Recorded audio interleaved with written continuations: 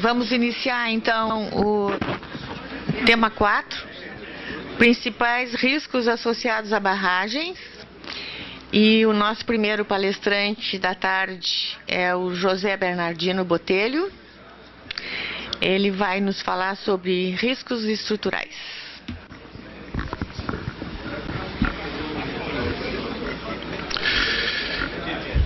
Boa tarde a todos. Em primeiro lugar, agradecer ao Fábio o convite que nos foi formulado para fazer essa palestra. Parabenizar o Núcleo Regional do Rio Grande do Sul, na pessoa da Lúcia Miranda, nossa amiga e colaboradora permanente em todas as ações do CBDB, e também ao CBDB em si, por esse simpósio que veio, a meu ver, em uma hora muito oportuna, tendo em vista as ocorrências que aconteceram recentemente.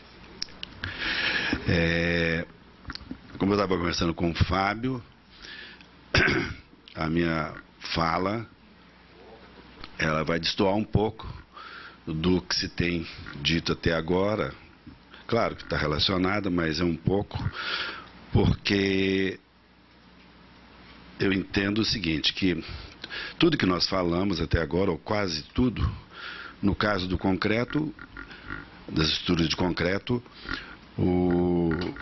a única palestra que de fato mencionou algo sobre o concreto foi o Zé Marques ontem, naqueles aspectos de álcool agregado nas barragens de concreto. E demais, todos os assuntos quase se referiram à barragem de terra. Quer dizer, o que restou para eu falar em termos de barragem de concreto, a gente não vê assim, não é evidente que as estruturas de concreto estão sofrendo grandes desastres ou ocorrências similares às que têm ocorrido nas barragens de terra. Então, eu fico pensando que a história do risco, que foi falado aqui, concentrou muito na parte passiva. Foi muito dito da parte passiva. O tempo todo, passivo, barragem disso, barragem daquilo, 800 barragens para cá, 200 para não sei para onde e tal. E a parte que eu poderia dizer da ativa, quando ocorre um desastre, ou um acidente, ou um incidente, a primeira coisa que se faz é procurar culpado. É o que está ocorrendo hoje. Então é um tal de polícia daqui, ministério dali, todo mundo está procurando culpado. E o culpado maior é o projeto. Todos nós sabemos quem que fez o projeto. Quem que fez o projeto?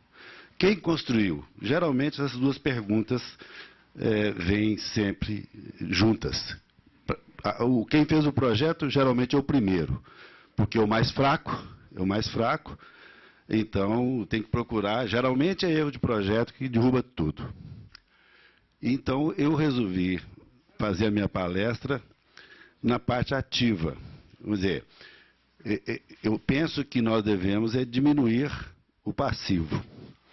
E diminuindo o passivo, eu estou melhorando a nossa situação. E diminuir o passivo é fazer projeto. Projeto dentro da boa técnica, que produza comportamento adequado das estruturas que são projetadas. E então, eu vou falar de coisa aqui que todo mundo já sabe, mas não custa repetir. Porque todo mundo sabe de projeto, todo mundo já fez projeto, mas o erro de projeto é que todo mundo procura. E eu vou falar sobre projeto, só por isso.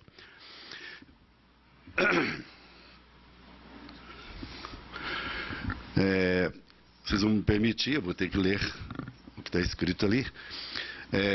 Estou meio gozado aqui.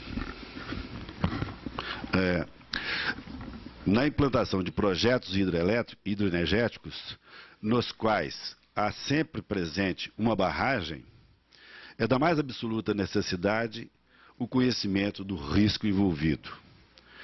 A probabilidade de ocorrência do vício, todo mundo já sabe, que é o inverso do tempo de retorno, nós estamos cansados de trabalhar com isso, e o risco está ligado ao tempo de retorno e a...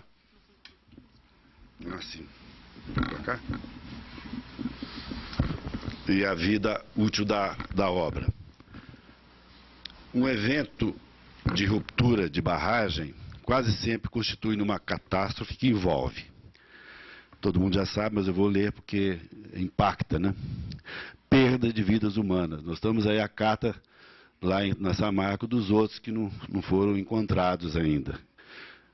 Todos nós, cada dia que passa, a televisão mostra isso, todas as horas, o sofrimento das pessoas. Então, é qualquer coisa que choca profundamente todos nós. Danos morais, quase sempre não quantificáveis. Não tem como, né? Não tem como a pessoa deixar a casa e ir embora, largar tudo para trás e ficar dependendo de favores aqui, pessoas ali, deixa tudo para trás, né? Então não tem como. Impactos ambientais, muitas vezes irreversíveis. Então, o exemplo do que ocorreu agora é muito claro para todo mundo. Então é uma coisa fantástica, catastrófica, inimaginável o que ocorreu em Minas Gerais. Perdas materiais de inúmeras naturezas, não preciso de falar porque todo mundo já sabe. Impactos severos em barragem jusante. Nós tivemos até um pouco de sorte que Candonga mostrou-se valente, está lá. Me parece que as pessoas responsáveis por Candonga vão acabar de fazer uma análise em Candonga, da agora para frente. Baguari está firme. A Aimorés está firme, Mascarenhas, que foi construída na década de 70, está firme. Então, nós tivemos a felicidade da tal catástrofe não ter impactado tanto essas 4 barragens que estavam a jusante de Fundão. Perda da credibilidade do proprietário. Isso aí também é capital, né? Então, não sei como que vai ficar a nossa amiga Samarco e as pessoas que participaram disso, né? Participaram do projeto. Então é uma catástrofe completa. E depois vem a perda de produção. Aqui hoje falou de primo, hoje não, ontem e hoje, de primo rico, né? O setor elétrico é o primo rico. Tudo bem, cessa a geração, perde-se dinheiro, mas e uma barragem de abastecimento d'água? Nós estamos escutando aí essa história do Rio Doce, passando em Governador Valadares, Colatina, Baixo Guandu, Linhares. O aspecto água potável é crucial para todo mundo, você imagina. Então, é uma coisa muito complicada realmente, uma ruptura de uma barragem. Então, acho que nós, de fato, nós que projetamos, temos que tomar todos os cuidados para não ficarmos do lado passivo e termos que estar analisando o risco a todo instante e o que tem que fazer para segurar. Eu fiz aqui um breve relato sobre as barragens, só para chegarmos no nosso concreto. Então, eu dividi, como todo mundo se divide, em barragem geotécnica, que são as barragens de terra, enrocamento com núcleo de argila, núcleo de asfalto, barragem de enrocamento com face, e depois chegamos no concreto puro, porque as 3 últimas eu vou falar delas. Então, a barragem de concreto convencional e a barragem de concreto compactado, que muito bem o Zé Marques ontem já teceu considerações. Eu estou mencionando também a parte de secadeiras, porque normalmente secadeira é feito aqui no nosso meio, terra, bloco de rocha e tudo mais, mas a ruptura de uma secadeira também, ela é complicada. Ela é complicada porque ela afeta jusante muito, porque uma secadeira é uma barragem de terra. E dependendo das condições dela, você tem uma onda de cheia jusante, além de todo o material que é transportado, que vai impactar quem está jusante. Então, listo também secadeira. O arranjo de uma barragem, normalmente, é constituído da própria barragem, o barramento. Mas só que tem um vertedouro ligado. Esse vertedouro, normalmente, é de concreto. E concreto armado, normalmente.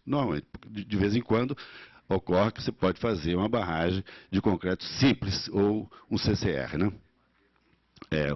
O circuito de geração a tomada d'água faz parte da barragem. Normalmente a tomada d'água faz parte da barragem.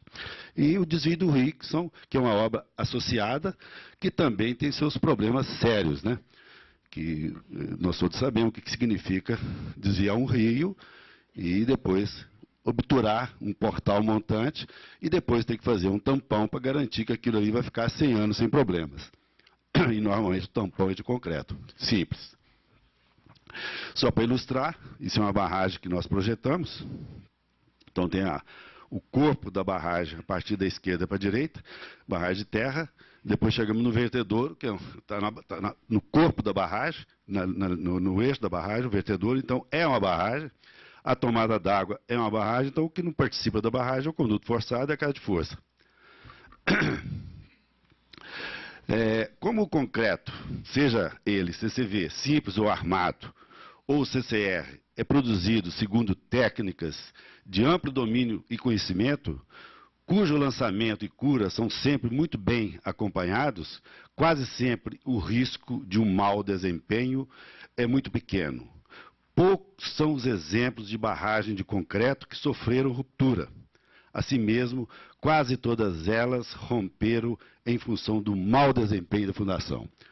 Isso, eu procurei barragem de concreto que tenha rompido, pura e simples. Não achei. Aí eu estou, só para todo mundo conhece, ou quase muitas pessoas conhecem, mas é muito interessante mostrar essa Malpasset, que foi na França, no sul da França, uma ruptura decorrente do escorregamento de um bloco. Eu vou mostrar uma figurinha na frente, um bloco de fundação que saiu, a barragem em arco, foi embora e acabou provocando muitas mortes. Vajon, nos Alpes italianos, uma barragem em arco de 260 metros de altura. Essa foi uma coisa até interessante, porque houve um escorregamento de um maciço enorme sobre o reservatório, que produziu uma onda imensa que galgou a barragem e depois, rio abaixo aí, também afetou grandes populações e morreram muitas pessoas. Eu vou mostrar adiante. Camará foi citado aqui ontem, nós acompanhamos bem isso aqui, bem assim, né? O que foi mostrado. Também ela rompeu, mas não rompeu totalmente, porque a crista ficou intacta, fez-se um arco por baixo, mas também foi escorregamento de um bloco de rocha que talvez não tenha sido identificado na época das escavações e na época da concretagem, e levou um pedaço da fundação da barragem e ficando um arco por lá. E depois aquela que alguém já mencionou aqui, muito bem, que é Campos Novos, que a ruptura da laje de face decorrente de deformações e deslocamentos, né, por conta da deformação, o reflexo é um grande deslocamento que ocorreu na barragem, e do maciço, de enrocamento, além do previsto. Quer dizer, o deslocamento deve ter sido previsto com uma certa grandeza, e esse deslocamento excedeu, e digamos, o comportamento é hiperestático, não é isostático, então não permite deslocamentos importantes. Pequenos deslocamentos é aceitável, mas grandes ele não suporta e rompe mesmo, né? Também, como alguém mencionou aqui hoje mais cedo, aquele fenômeno que ocorreu na face de concreto nada tem a ver com o esvaziamento do reservatório. O esvaziamento do reservatório foi causado pelo problema muito sério que houve num dos portais dos 2 túneis de desvio. Por isso que eu mencionei lá o túnel, é um estudo muito importante. Você imagine, pelo que eu li, a descarga nesse túnel foi da ordem de 4.000 metros cúbicos por segundo. Quer dizer, uma cheia extraordinária, não sei se estava chovendo na época, não sei se era época de cheia, não lembro mais, mas provocou-se uma cheia imensa que, se não fosse o reservatório de Machadinho que está jusante, a coisa teria sido muito grave, muito pior no Vale do Uruguai. Essa é Malpasset, aquele é o bloco.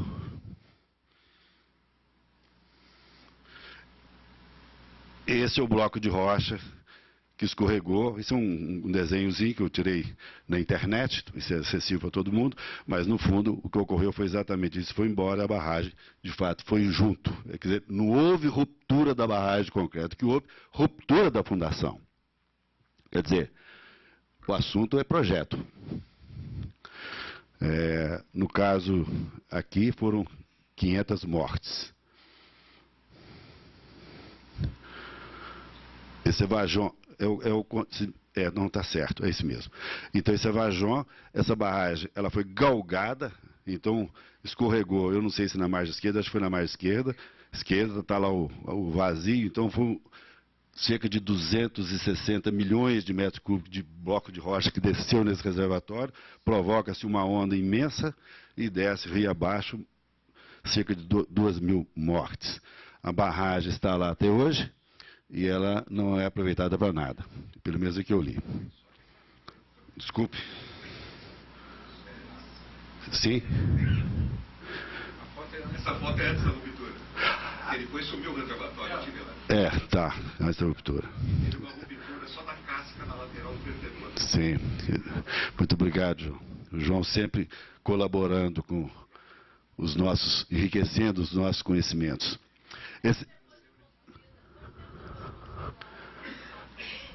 Vajon foi logo no primeiro enchimento. Parece que eles encheram as duas vezes. 3 anos. Muito cedo. Essa Camará... Desculpe.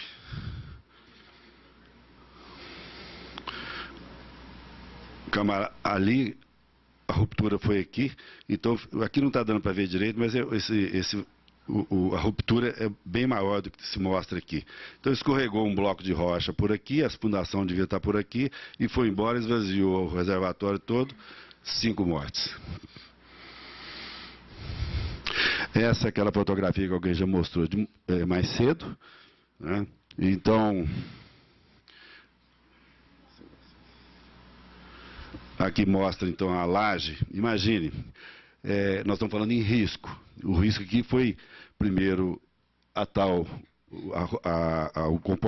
o mau comportamento do portal do túnel, o esvaziamento do reservatório e a exposição dessas trincas.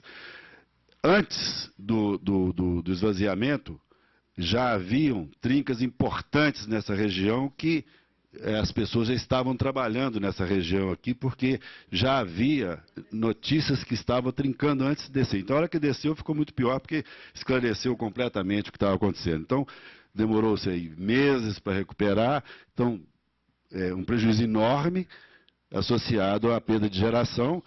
Imagine, porque nós temos uma reserva de energia com um país como o nosso, mas imagine se fosse só essa daí, estava todo mundo sem energia elétrica. Quer dizer, é muito grave uma ruptura. Esse é o encavalamento lá em cima. Esse encavalamento foi possível ser visto antes do reservatório descer. É uma coisa absurda. Essa casca aí deve ter uns 40 centímetros de espessura nessa altura aí. Então, encavalou realmente por deformação muito grande. As peças tendem a se comprimir. As folgas que foram deixadas juntas, talvez aí com 2, 3 centímetros, não foram suficientes para absorver todo esse deslocamento e houve a ruptura.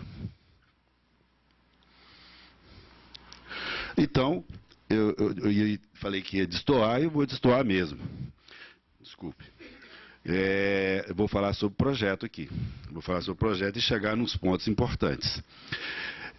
Eu vou me ater a um projeto básico e a um projeto executivo. Por que básico? Ninguém constrói com um projeto básico, mas no nosso país, pelo menos no setor elétrico, os preços são dados em cima de projeto básico. Então, esse projeto básico ele tem que ser básico mesmo, ele tem que refletir as grandezas que estarão envolvidas nas estruturas, os volumes, os quantitativos. Tem que ser mais ou menos justo pelo seguinte, depois alguém falou aqui, se faça um orçamento de 1 bilhão, passa para 2. É muito comum no nosso país dizer que a coisa duplicou, triplicou. Belo Monte mesmo é uma delas. Eu me lembro num seminário lá em Curitiba, o representante da EPE falou que era 15 bilhões.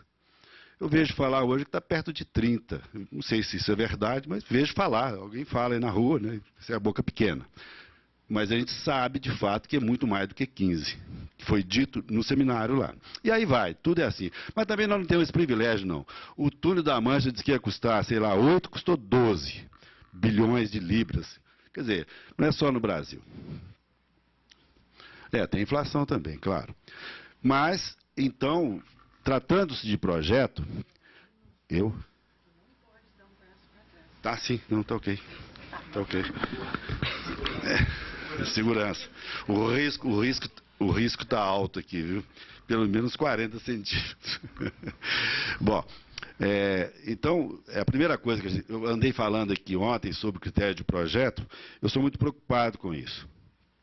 Então, eu acho que a primeira coisa que a gente tem que estabelecer realmente é seguir um critério de projeto. Tem que estabelecer um critério de projeto e seguir de fato. Eu vou começar a dizer sobre constituinte concreto. Quer dizer, por que eu botei isso daí? Tudo bem. A proteção aqui é dupla. Aqui tá bom, vai ser rápido. Mas, então, eu estou falando de constituinte de concreto porque é da mais absoluta importância. Ou seja, se nós não tivermos os cuidados necessários com os agregados, brita e areia, nós podemos ter grandes problemas. E o Marx ontem já citou os problemas que advêm de uma má escolha, porque eu vou fazer uma barragem em algum lugar por alguma razão. E é usual que se utilize dos materiais que estão ali presentes, mas desde que tenha condições. O básico tem que dizer isso. Caso contrário, eu vou ter que buscar material em algum lugar longe que vai implicar em preço e aí a coisa pode incorrer em claims e grandes problemas, né? Tipo de cimento utilizado. Reação ao álcool agregado. Principais causas da deterioração do concreto. Causas de origem química. Tipo de cimento, reação ao álcool agregado, por conta dos agregados. Presença de sulfetos e sulfatos. Presença de sais na água, que evidentemente eu posso ter grandes problemas. E a corrosão da armadura. Critérios de projeto, principais causas da deterioração do concreto, causas de origem físicas. Desgaste superficial, abrasão, erosão, isso aí são os problemas que a gente mais convive com as estruturas de concreto, principalmente nas estruturas vertentes, que estão sujeitas a grandes velocidades. Fissuras e trincas, gradientes térmicos de umidade, cristalização de sais dos poros e carregamento excessivo. E recalque de fundação, que não é muito comum, porque normalmente as nossas estruturas são apoiadas em rocha. Agora, eu estou dizendo mais sobre critério de projeto, porque eu queria chegar nesse ponto. Eu sou engenheiro civil, não sou geólogo, eu sou engenheiro estrutural. Mas é de capital importância nós trabalharmos com geólogos experientes, que conheçam da geologia estrutural, que conheçam os detalhes das fraturas, que possam de fato trabalhar e fornecer os parâmetros. Porque é muito comum nós estruturais fazermos uma arte, que foi muito bem falada aqui ontem. Mas cadê a arte? A arte assinou a arte, né? Assinou a arte de uma estrutura de concreto apoiada em alguma fundação que não foi definida por nós. Ela foi definida e precisa ser definida por pessoas que, de fato, estudaram o assunto na profundidade. E essas pessoas são os geólogos, principalmente, e depois os geotécnicos, né? Então, a garantia do comportamento de uma estrutura de concreto está alicerçada nos modelos geológicos, geotécnicos dos maciços rochosos de fundação, nos quais se apoiará a estrutura de concreto. O projeto de escavação e os tratamentos a serem preconizados têm relação direta com o comportamento da estrutura de concreto. Claro, sem dúvida nenhuma. Assim, é fundamental o acompanhamento de todo o projeto por uma equipe formada por geólogos e engenheiros geotécnicos, que irá preparar os programas de investigação geológica e geotécnica, descrição dos testemunhos de sondagem, preparação de programas de ensaio geológico e geotécnico, preparação das sessões geológicas e geotécnicas, estabelecimento de linhas de escavação, definição de tratamento e fornecimento dos parâmetros geomecânicos que serão adotados nas análises estruturais a ser desenvolvidas. Quer dizer, é fundamental. Então, a participação, eu não posso chegar lá e pegar vem cá, fulano, dá uma olhada para mim nesse negócio. Fizeram uns 4 furos de sondagem. O cara não participou do programa. O cara não sabe o que está acontecendo. O cara não foi na obra. Não tem a menor condição. Isso vai dar errado. Vai dar errado. Não tem dúvida que vai dar errado. Ah, mas o cara é muito experiente. Joga o cara no fogo. O cara é meu amigo e tal. Não existe isso. Eu sou de uma empresa de projeto, como tantas outras que nós temos no nosso país, e esse grupo, nós trabalhamos, o pessoal é que acha que nós não fazemos isso. Fazemos sim, fazemos bem feito, muito bem feito, só que tem que tomar mais cuidado, porque os erros e as imperfeições, nós somos seres humanos, eles ocorrem, mas só que nós temos que diminuir e sermos originais. Nós não podemos errar a mesma coisa 2 vezes. Só que no Brasil, a gente erra porque ninguém fala nada. Você projeta, o retorno é nenhum, praticamente nenhum. Infelizmente é assim. Estudos hidrológicos e hidráulicos. Claro, eu não vou contratar um hidrólogo lá também não. Eu não posso contratar um hidrólogo que não está participando do projeto. Ele tem que estar no projeto. Eu estava falando de ser e estar agora mesmo. Ele tem que estar no projeto. E é assim que nós trabalhamos. Isso é muito importante, acho que também é a nossa cultura. As empresas que eu tenho relacionamento, as coisas funcionam assim. Os estudos hidrológicos, então, fornecem os níveis de água, vazão, pressão, etc. Os estudos hidráulicos fornecem, então, as dimensões importantes que eu tenho que seguir no meu projeto estrutural. Quer dizer, eu sou um cliente desse pessoal. Eles trabalham para mim, eu recebo essas informações. Então, o desenvolvimento das estruturas é decorrente desses estudos. Eu não crio, o engenheiro estrutural não cria a forma, não tem jeito de criar forma. A água não obedece a essa forma, aquelas coisas quadradas. A água, ela é inteligente, você não engana a água, não. Não tem jeito, alguém já falou que é muito difícil enganar a água. Don't teach the water. You never. Pois bem, os dados e premissas são os vetores que governam os estudos de estabilidade, análise estrutural e dimensionamento de todas as estruturas de concreto do empreendimento. Então, isso aí é ponto pacífico e a coisa tem que funcionar assim. Acho que todo mundo tem que estar imbuído dessas condições. Análise de estabilidade, análise estrutural, dimensionamento. Bom, a garantia do comportamento conforme previsto de uma estrutura de concreto passa por análise de estabilidade da flutuação, tombamento, alguns chamam de reviramento, estabilidade de escorregamento, tensões na base. Todas essas condições de estabilidade, para os diversos casos de carregamento, são N casos, você tem que analisar todos os casos possíveis, né, devem ser satisfeitos conforme os critérios de projeto, hoje aqui no nosso país, critério de projeto da Eletrobras. Há pessoas que não estão acompanhando, mas isso daí é um somatório de conhecimentos que vieram de Furnas, vieram da CEMIG, a CEMIG principalmente, parece que ela que desenvolveu a primeira vez um critério formal, a equipe de projeto na década de 80, e depois chegou nesse critério de projeto que nós gostamos muito. A Eletrobras, então, patrocinou esse volume, que teve uma participação muito efetiva do CBDB. Para a análise de estabilidade, às vezes, esses critérios não são suficientes, então a gente tem que lançar a mão de alguma coisa. Então é comum que no nosso país, nós temos uma ligação muito forte com a cultura americana, então a gente lança a mão dos conhecimentos lá do Bureau of Reclamation e Corps of Engineers.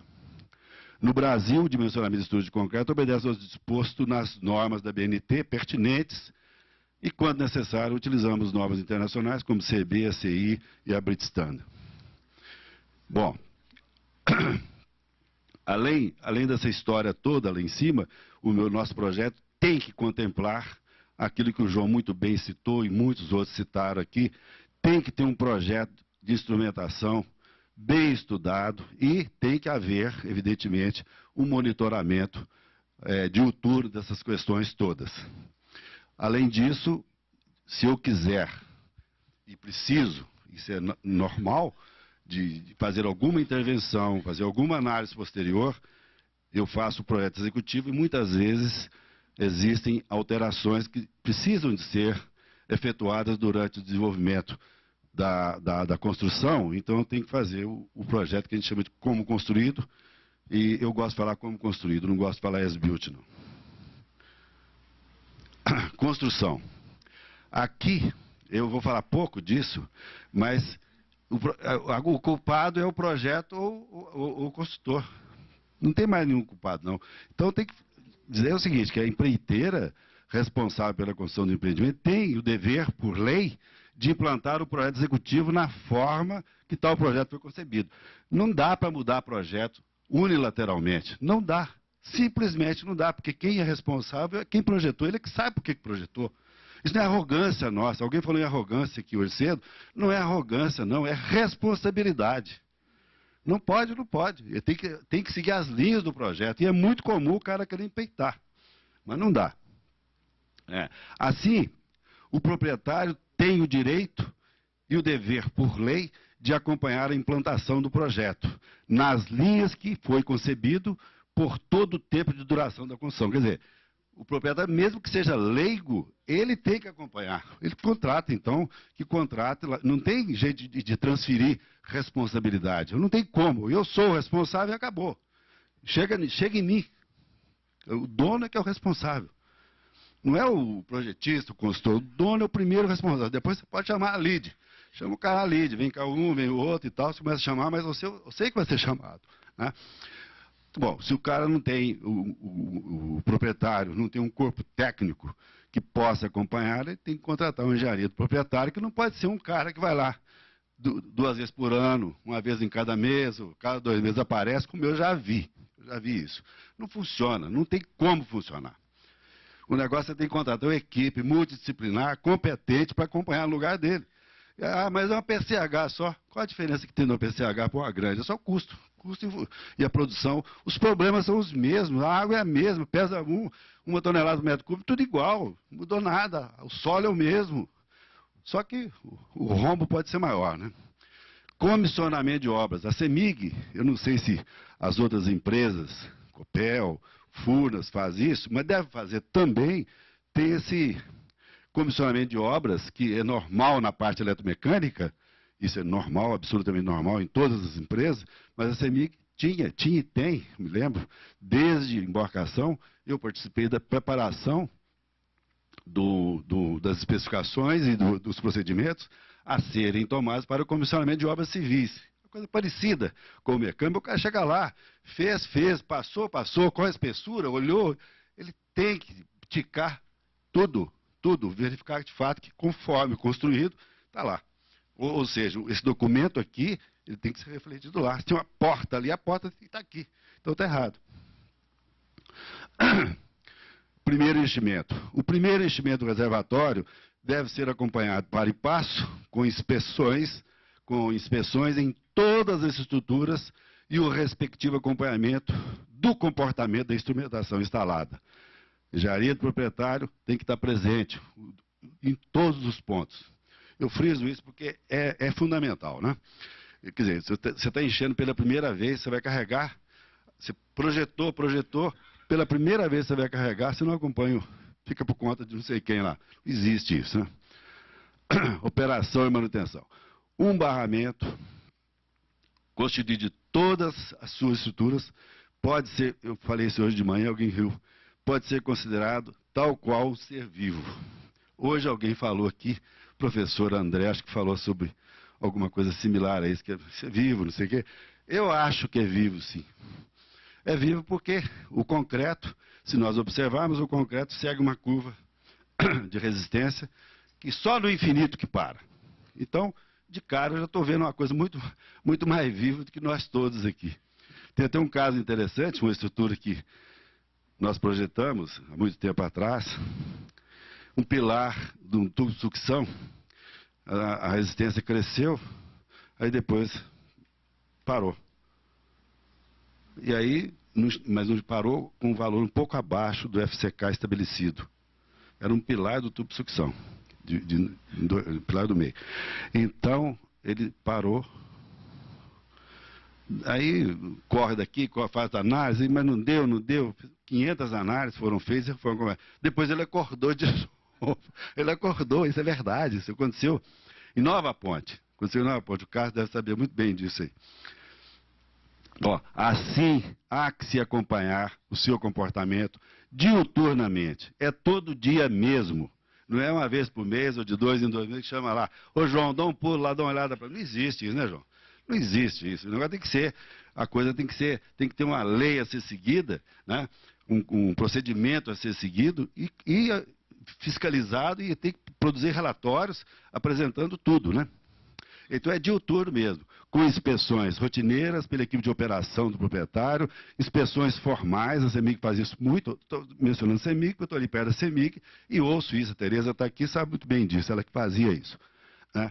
Mas o pessoal dela deve continuar a fazer. Inspeções formais com participação de equipes externas e preparação de relatórios específicos. As atividades de manutenção devem ser levadas a efeito no sentido amplo da palavra, isto é, devem envolver todas as obras civis, elétricas e mecânicas e o cumprimento de todos os requisitos de monitoramento ambiental estabelecidos na LO. Além das inspeções reto-mencionadas, a lei de segurança, que tanto falamos dela aqui, deve ser cumprida na íntegra pelo proprietário. Acho que é isso que eu tinha que falar. Eu agradeço a atenção de vocês. Diego Davi Baptista, para não errar, né, Diego? Riscos hidrológicos e hidráulicos.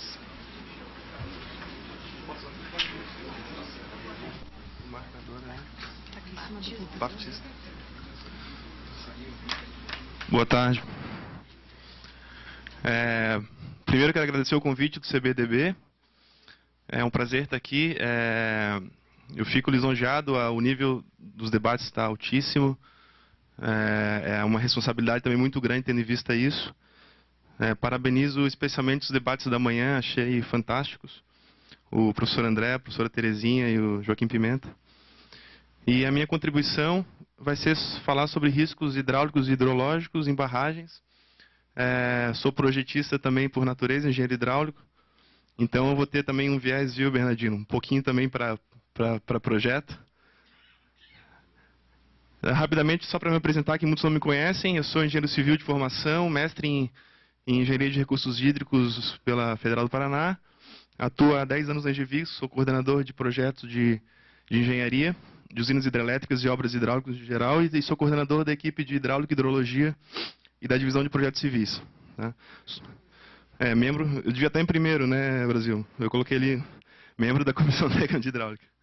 Também sou professor de hidráulica da Universidade Estácio. Muito já foi dito sobre risco aqui, eu não quero me estender nisso, tem 1 ou 2 slides sobre conceitos mais gerais de risco, e foi muito bem dito tudo que foi falado. Mas algumas coisinhas que eu queria destacar, né? Como foi muito bem comentado, o risco é sempre um conjunto de uma probabilidade com o impacto, sendo esse impacto positivo ou negativo, né? A gente tem focado muito nos impactos negativos, mas também podem ter impactos positivos, né? Todo mundo aí, acho que semana passada, estava correndo o risco de ganhar na loteria, né? Ia ser um baita do impacto positivo em Brasília. Por exemplo, um risco positivo da hidráulica seria vir mais vazões para geração do que o previsto. É um risco positivo, né?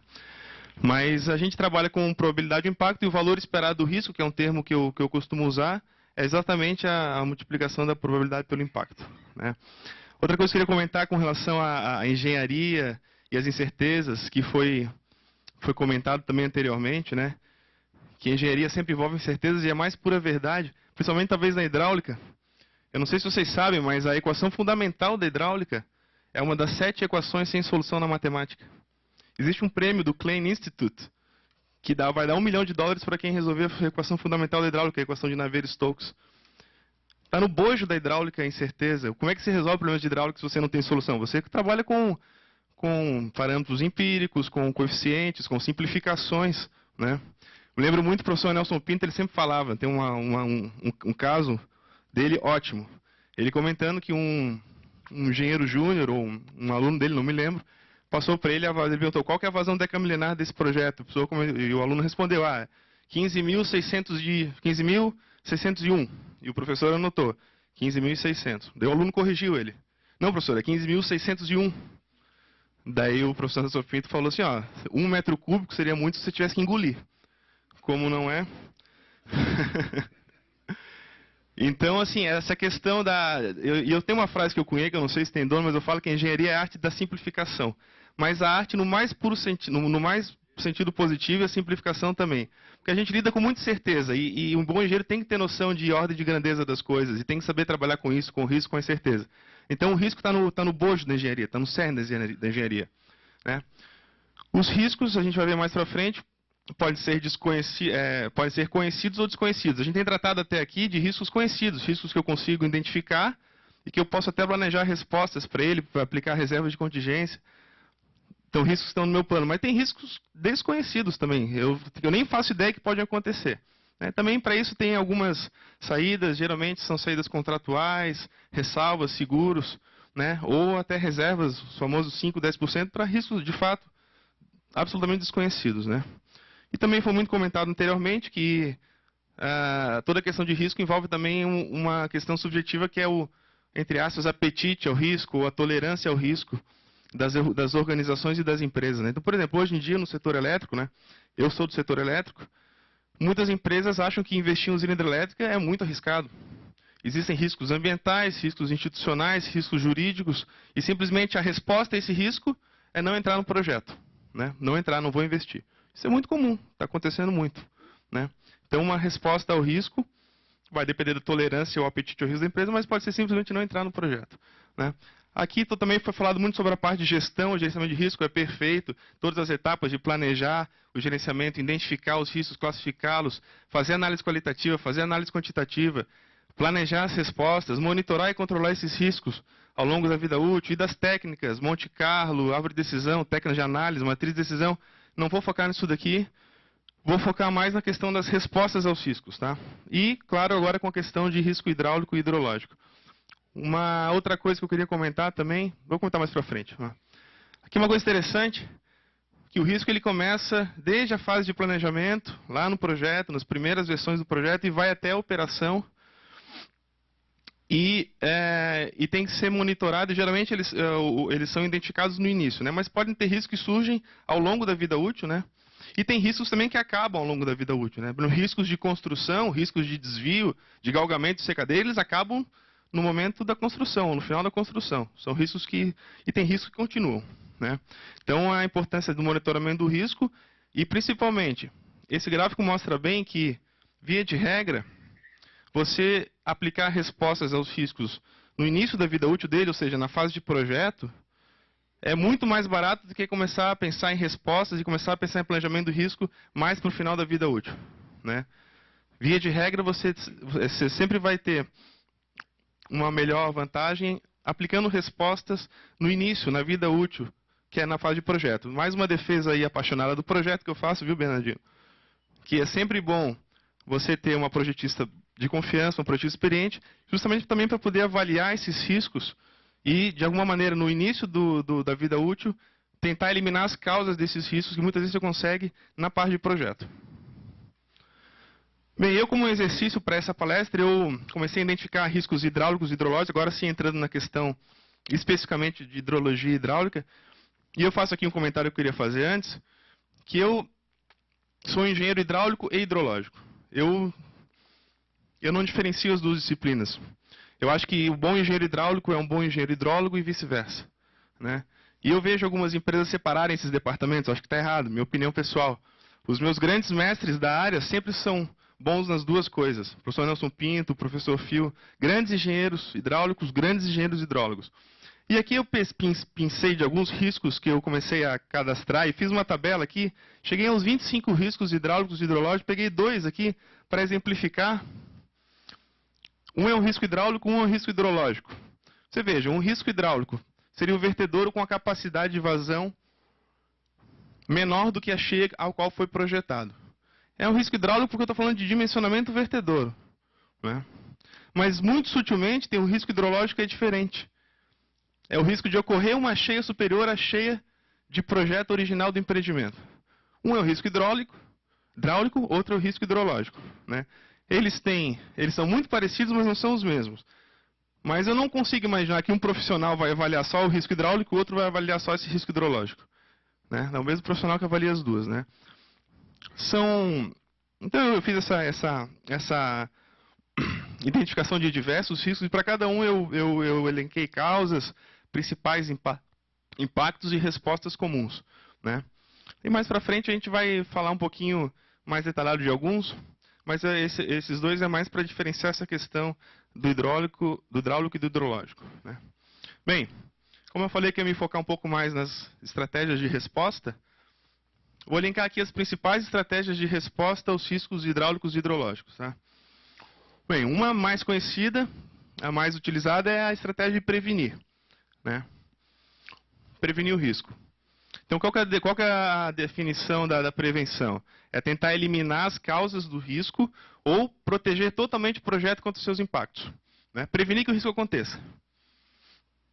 E a estratégia mais radical, por exemplo, seria prevenir de um risco é sair do projeto, que nem eu comentei. É a estratégia mais radical de prevenção. Exemplos de estratégias de respostas do tipo prevenir. Por exemplo, eu quero prevenir o risco de mau desempenho do meu vertedouro. Eu vou fazer ensaio modelo físico reduzido. Eu vou fazer ensaios computacionais em CFD. Eu quero prevenir o risco de erros na minha curva-chave. Eu vou fazer campanhas de medição de vazão, leitura de níveis. Vejam que essas respostas são dadas na época de projeto. Outro tipo de resposta muito utilizada é a mitigar. A mitigar eu não consigo eliminar totalmente nem a probabilidade de ocorrência, nem o impacto, mas eu os mitigo, ok? Então eu tento reduzir o impacto e a probabilidade de ocorrência do risco para dentro de limites aceitáveis. Exemplos. Risco de cheias superiores às de projeto durante as etapas de desvio. Eu não consigo eliminar a probabilidade de ocorrer cheia. Não, nunca vai ocorrer cheia aqui. Vou fazer algo para não ocorrer cheia. Não consigo, né? Agora, eu consigo mitigar. Talvez o impacto, talvez a probabilidade eu tirando essa cadeira.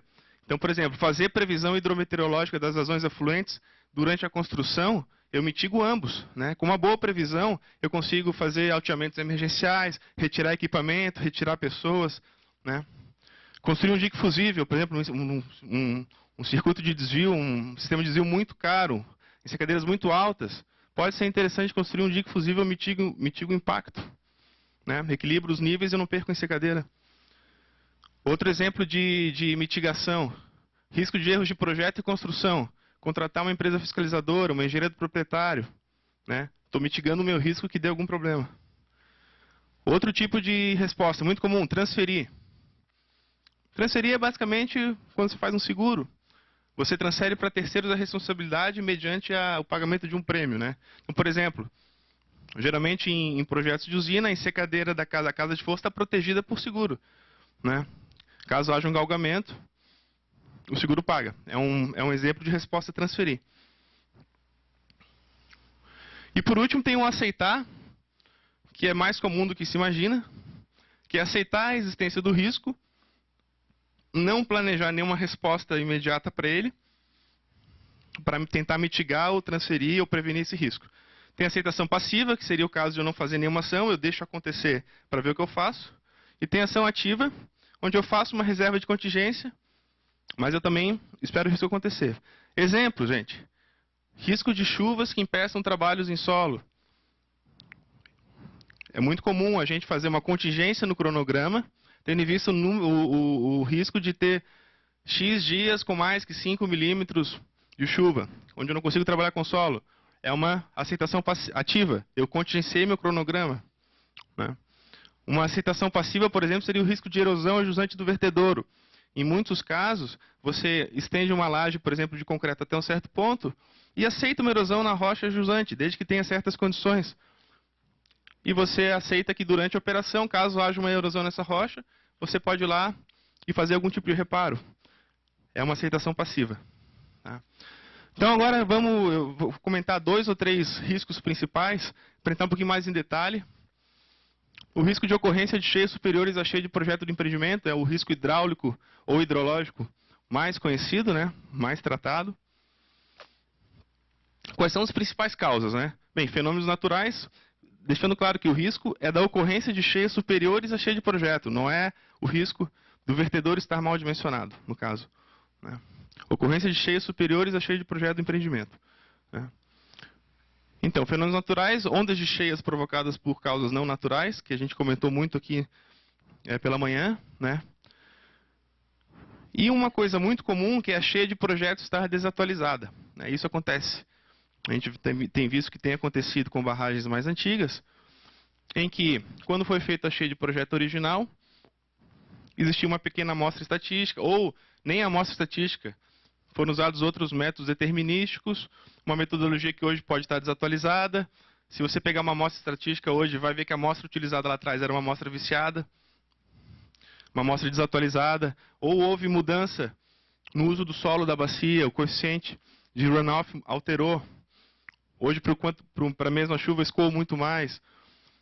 Ou então, quando eu implanto outros reservatórios na bacia, eu tenho que adequar a cheia de todos. São motivos, são as causas para considerar um risco de cheia superior à cheia do projeto. O principal impacto óbvio é que o NA máximo maximorum, quando da passagem da cheia, vai ser maior do que o esperado. Né? Podendo ocasionar alagamento de áreas não previstas a montante, energia maior a jusante quando da passagem da cheia pelo vertedouro, inundação da casa de fossa, em última análise, né, o rompimento da barragem com todos os seus impactos, que já foi muito bem comentado aqui, associados. Não somente os impactos físicos, mas toda a questão também dos impactos mais subjetivos. Né? Algumas respostas comuns a esse risco. Estudo de sensibilidade de diferentes métodos de determinação da cheia de projeto. Aqui uma coisa, a resposta ela pode ser dada, como diz, algumas respostas, tanto na época de projeto para tentar mitigar quando esse risco foi identificado, quanto respostas que vão ser dadas ao longo da vida útil quando esse risco foi identificado. Né? Como eu comentei, alguns riscos surgem durante a vida útil. Né? Se você tem uma usina com 30, 40 anos de operação, você talvez só se dê conta que teu vertedouro não tem mais capacidade de passar cheia original, depois de vir uma grande cheia, e você refaz a tua hidrologia e você descobre que você está com risco. Né? Então o risco surgiu que você não estava prevendo. Né? Identificado esse risco, uma resposta pode ser construir um vertedor adicional. Uma resposta pode ser aumentar o vertedor existente, manter um volume de espera para abrigar essa cheia maior. Adotar um novo NA máximo maximorum, desde que a barragem tenha capacidade para esse novo NA. Aumento do freeboard, alteamento da barragem, enfim. Diversas respostas, mas as principais são essas que eu comentei. Né? Ainda sobre esse tema, essa questão de probabilidade anual e probabilidade plurianual, né? O critério de projeto da Eletrobras chama isso de risco, né? A gente já vem falado aqui, foi muito bem falado por todos, que isso não é risco, isso é probabilidade, né? Risco é probabilidade vezes impacto. Então, quando você lê no manual da Eletrobras risco, aqui é probabilidade, né? E a probabilidade anual é 1 sobre o tempo de recorrência, como foi comentado pelo Bernardino. A plurianual é essa outra equação que leva em conta a vida útil, né? E o que acontece é que a probabilidade diminui com o tempo de exposição à cheia. Tá? Oi. Ok. Então, só um comentário, se você quer fazer uma análise dessa para tempos menores que o ano, tem que fazer um estudo estatístico específico. Né? Então, aqui só um exemplo, são números aleatórios, mas imaginando uma usina onde você inicia com uma expectativa de vida útil e, na verdade, a gente sabe que você não vai diminuindo. Né? Quantos anos ainda tem de vida útil Itaipu? É de se imaginar que você não tem redução da vida útil ao longo dos anos. Tá? Você não tem uma expectativa final, daqui a 20 anos eu vou desativar essa usina. Para todos os efeitos, a vida útil continua a mesma. Tá? E você começa a ter eventos de cheia e você percebe que o teu tempo de recorrência, que no início era 10 mil, não é mais. Né? Pode ser 2 mil hoje, 1.000. Daí eu coloquei nas duas últimas colunas a probabilidade anual, que é aquele 1 sobre T, mas a probabilidade total, que quando leva em consideração a vida útil, olha como está aumentando, né? Então, quando você tinha lá no início uma probabilidade cheia de 10 mil anos de 0,5%, hoje pode estar em quase 3%. É inaceitável, né? 3% falar para uma ruptura de barragem não pode ser aceitável, né? Alguns exemplos de resposta: adoção de volume de espera, né? E daí, eu sou um grande defensor, como todos os CBDB acredito, dos reservatórios de acumulação, né? Tenho feito até palestras, fui convidado a fazer algumas palestras pelo Brasil, fui no Ministério da Integração, em algumas universidades, para falar sobre reservatório de acumulação, né? É uma causa muito nobre, eu sempre tento levar. Você só tem volume de espera se você tem reservatório de acumulação, ok?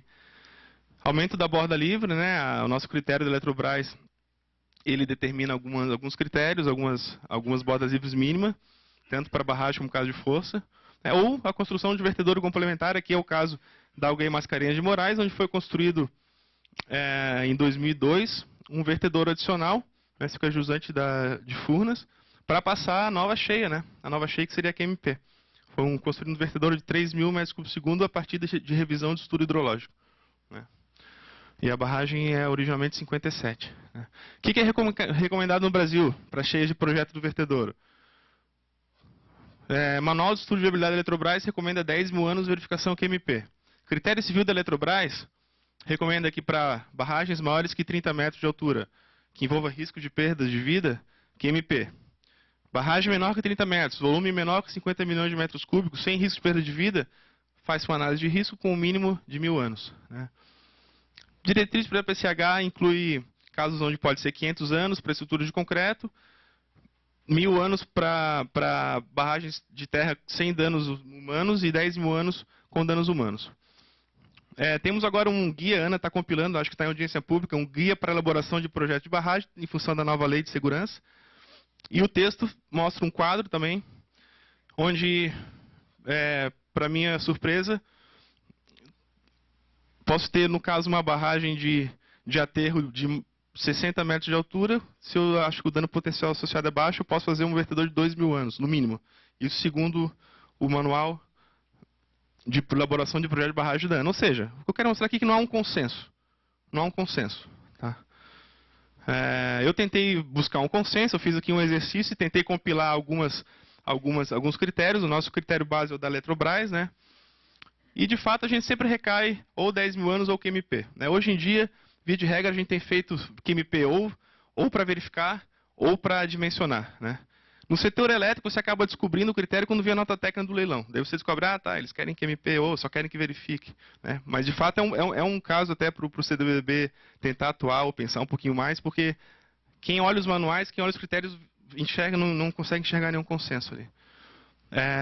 Como é que está meu tempo? Acabou? Bem, eu vou passar para a minha última slide, que eu tinha muita coisa para mostrar, que é o obrigado, tá? E fica para a próxima. Muito obrigado por todos.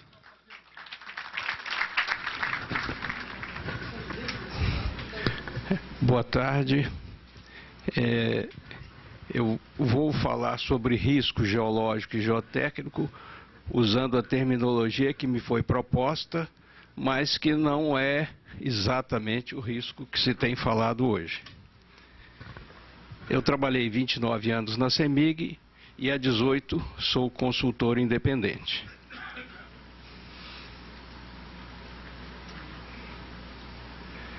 Como eu não sou geólogo, eu fui à procura da ajuda da ABGE. Vários depoimentos no livro de 45 anos da ABGE têm informações pertinentes ao que nós estamos tratando hoje. O primeiro conceito de risco geológico foi elaborado pelo Sérgio Brito. O Sérgio morreu este ano, nós éramos parceiros há 45 anos e ele morreu prematuramente de um câncer na cabeça aos 74 anos. Foi uma perda enorme para a engenharia brasileira e principalmente para a engenharia de barragens. Então, ele trata do assunto falando de o que é previsível e não é previsível. Há algumas feições geológicas que não são previsíveis, porque não tinham acontecido antes, não faziam parte do conhecimento dos envolvidos. Por exemplo, ele citou para o caso das imprevisíveis a primeira junta falha no basalto que ocorreu no Brasil. A partir deste ponto de ter ocorrido a primeira, deixou de ser imprevisível. Mesmo quando você tem condições que você já sabe que existem, pode ser que você não as detecte na investigação. Então, sempre vai restar um nível de incerteza na sua investigação. Feições que não foram identificadas nas investigações, mas que não podem ser descartadas. Esse nível de incerteza geológica é o que ele chamou de risco geológico, entre aspas. Outro depoimento foi do Ricardo Abrão, que pegou informações de 6 PCHs, possivelmente nas quais ele tenha trabalhado. Ele disse que não poderia citar, mas que houve um sobrepreço. E segundo a informação dele, todos resultantes de problemas construtivos. E ele diagnosticou por que esse sobrepreço, por que esses problemas construtivos. Sofrível modelagem do meio geológico e falta de capacitação em processos construtivos.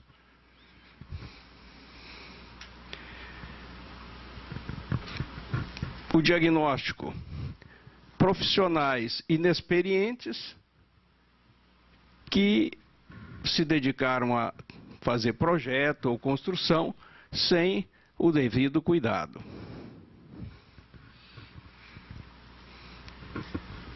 E o Niebli apresentou algumas sugestões: introduzir cada vez mais a informática e novas técnicas e aprimorar os cursos de pós-graduação na especialidade de Geologia de Engenharia. Vou depois mencionar as novas técnicas. Eu acho que o Brasil está atrasado em novas técnicas. Comparado, eu tive a oportunidade de fazer uma consultoria no Canadá e fiquei altamente impressionado com as técnicas que eles usam em diversos setores da engenharia de barragem. Por outro lado, ele diz que não adianta ter armas da última geração se os princípios básicos não são bem definidos. A pior de todas as coisas seria tratar dados que não refletem a realidade, o que podem pôr grandes riscos às obras. Se você pega um programa de computador poderosíssimo, mas põe um input errado, mal investigado, isto é pior do que se você não tivesse o programa. O risco geotécnico, também tratado dentro desse conceito de risco, não é o mesmo que foi tratado hoje de manhã. Problemas de fundação a serem analisados: resistência da fundação à ruptura, características de deformabilidade e geometria da fundação e seus efeitos na estrutura, efeitos da percolação pela fundação. Nesses efeitos, eu até estava lembrando agora, enquanto assistia às outras palestras, não sei se caberia adicionar o efeito da água ácida. Tem algumas barragens que têm água ácida que está atacando o concreto. Quer dizer, é um efeito da percolação, mas é um efeito tão importante que talvez valesse a pena discriminar. A qualidade do corpo da barragem vai sempre na mesma linha: resistência ao cisalhamento, deformabilidade e permeabilidade. Isso é que, quando eu tenho oportunidade de dar alguma aula e fazer alguma palestra para estudantes, para engenheiros novos, vá atrás desses 3 parâmetros para ver se a coisa está sendo bem definida. Um comentário: a experiência brasileira acumulada nos últimos 60 anos, permitiria que tivéssemos um grau de sucesso elevado em nossas obras de barragem. Nós temos esse grau de sucesso elevado? Eu entendo que há problemas. Por quê? Por que será?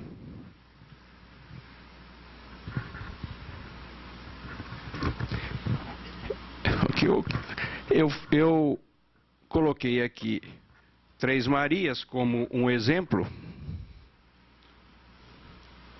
Isso aqui. Esta aqui é a seção típica de Três Marias.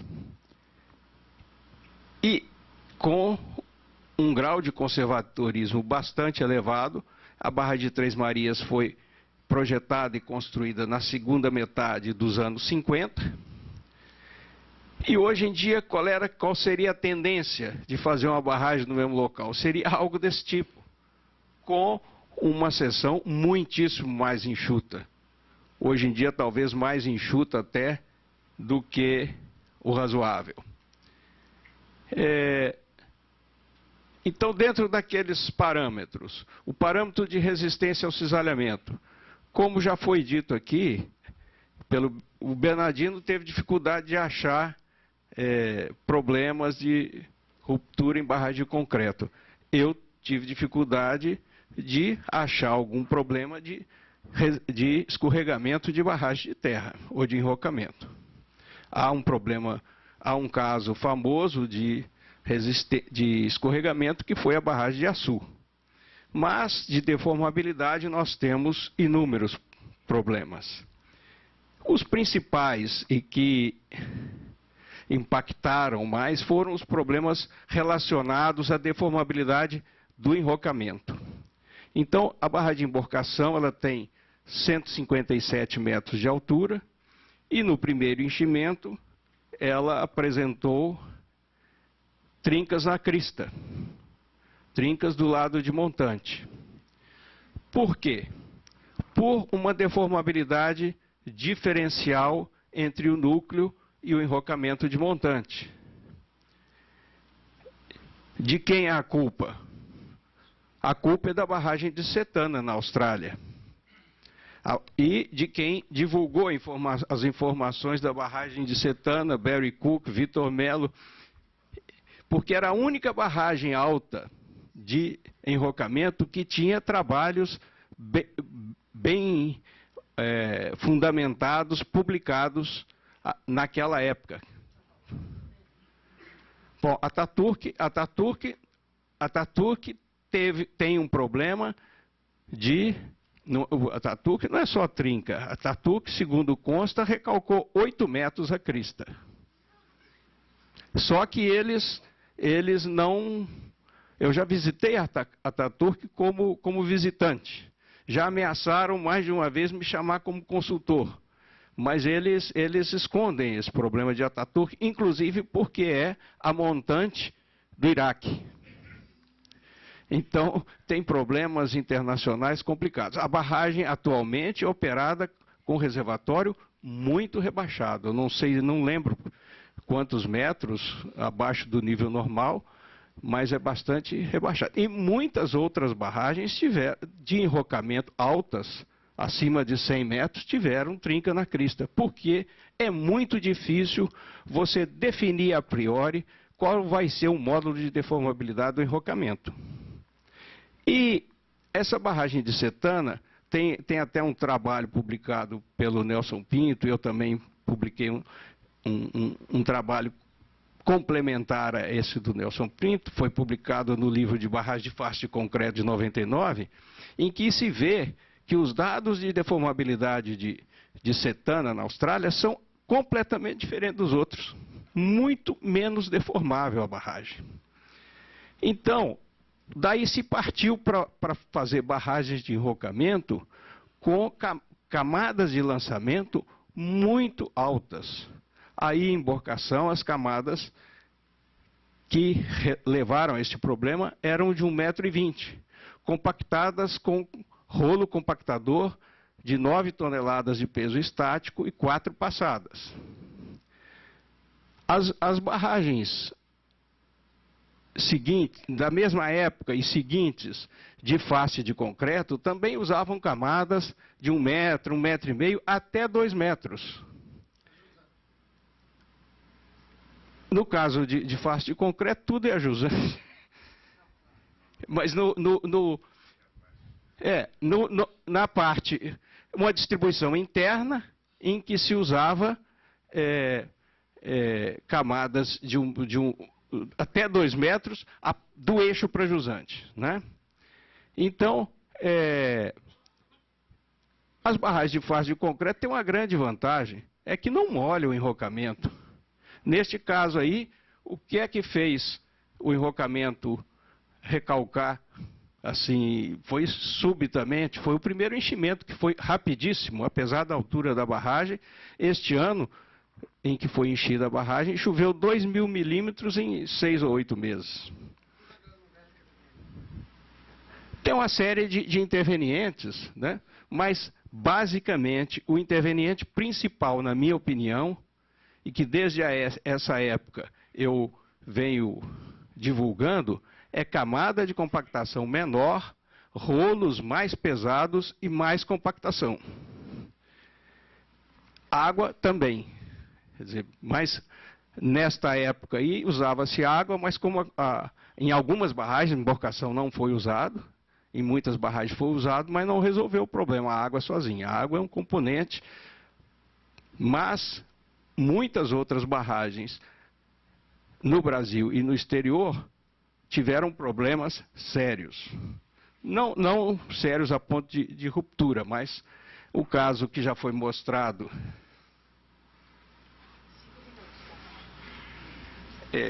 parou de funcionar.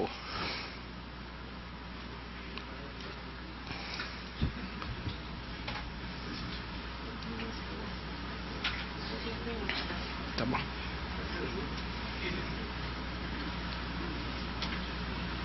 Parou de funcionar.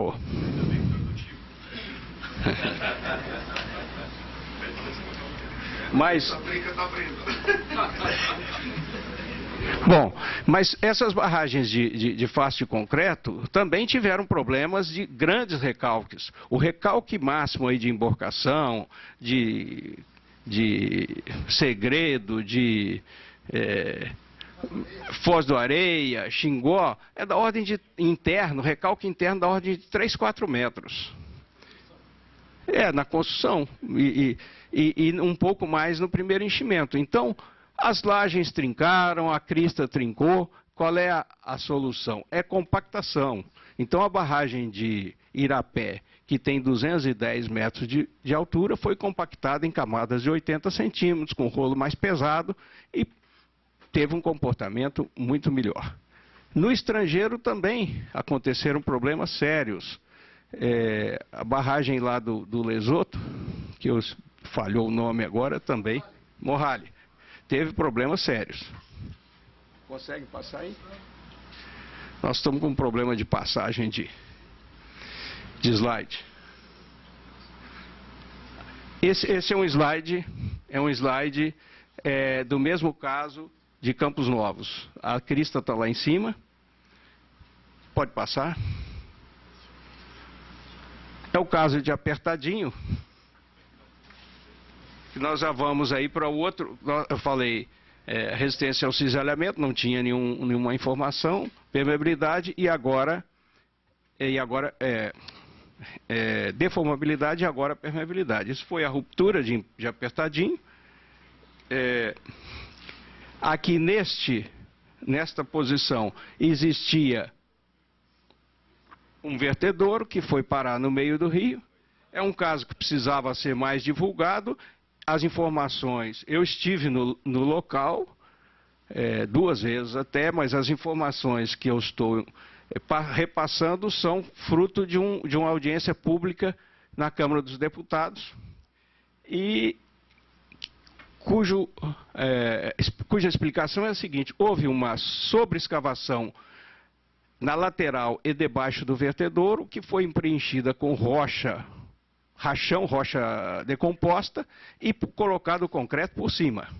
Então, quando encheu o reservatório, a água passou, fez um piping ali.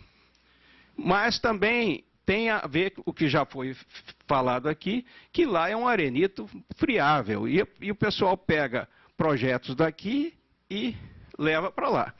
E outra coisa é falta de capacitação e processo construtivo. O empreiteiro experiente nunca ia fazer isso. Outra coisa, problema que aconteceu em 2, 3 ou 4 pequenas barragens aí, é você considerar que o saprolito pode funcionar como barragem. Então você tem uma barragem, uma estrutura de concreto, vertedouro ou tomada, depois outra barragem para lá e o saprolito ali no meio que fica como barragem. Isso aí pode não dar certo e já não deu em 2 ou 3 ou 4 casos aqui no Brasil. Outra coisa que tem acontecido é o Ctrl+C, Ctrl+V.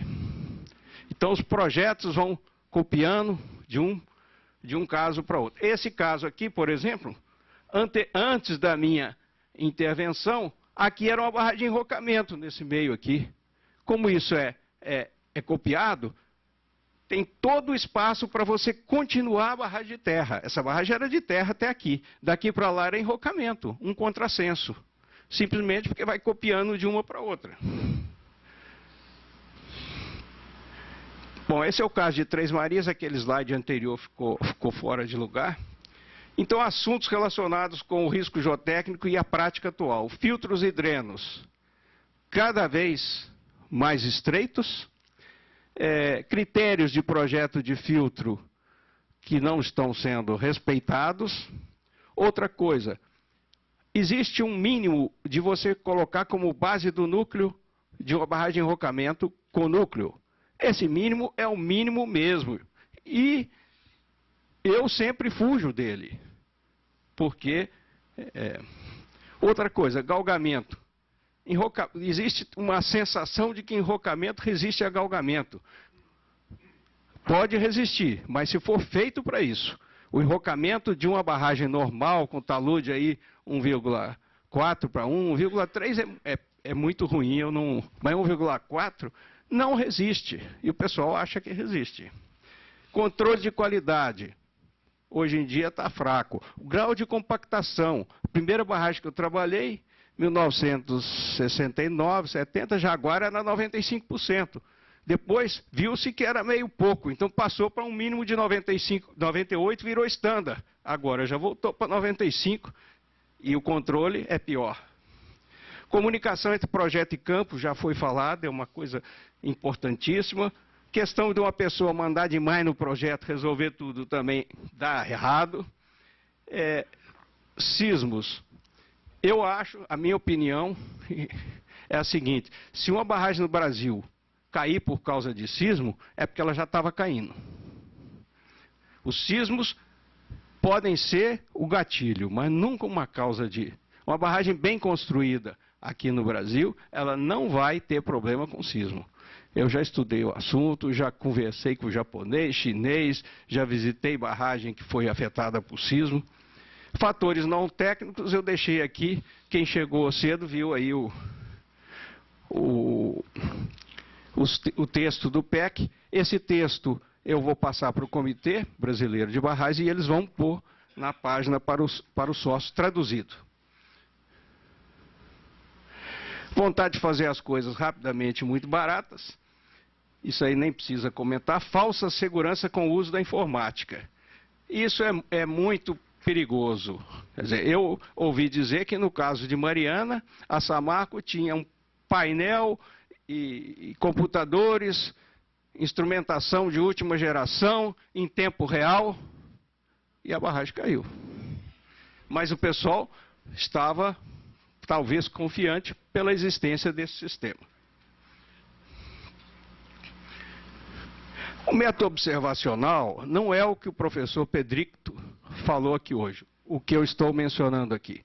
É o seguinte: se você tem uma dúvida na fundação, você pode fazer um projeto conservador ou um projeto menos conservador. Então você faz o projeto menos conservador e você tem duas condicionantes. Uma é fazer uma instrumentação eficaz e a segunda é que se a instrumentação mostrar que você estava errado, você tem que ter o que fazer. Você tem que ter o jeito de fazer, de mudar o seu projeto.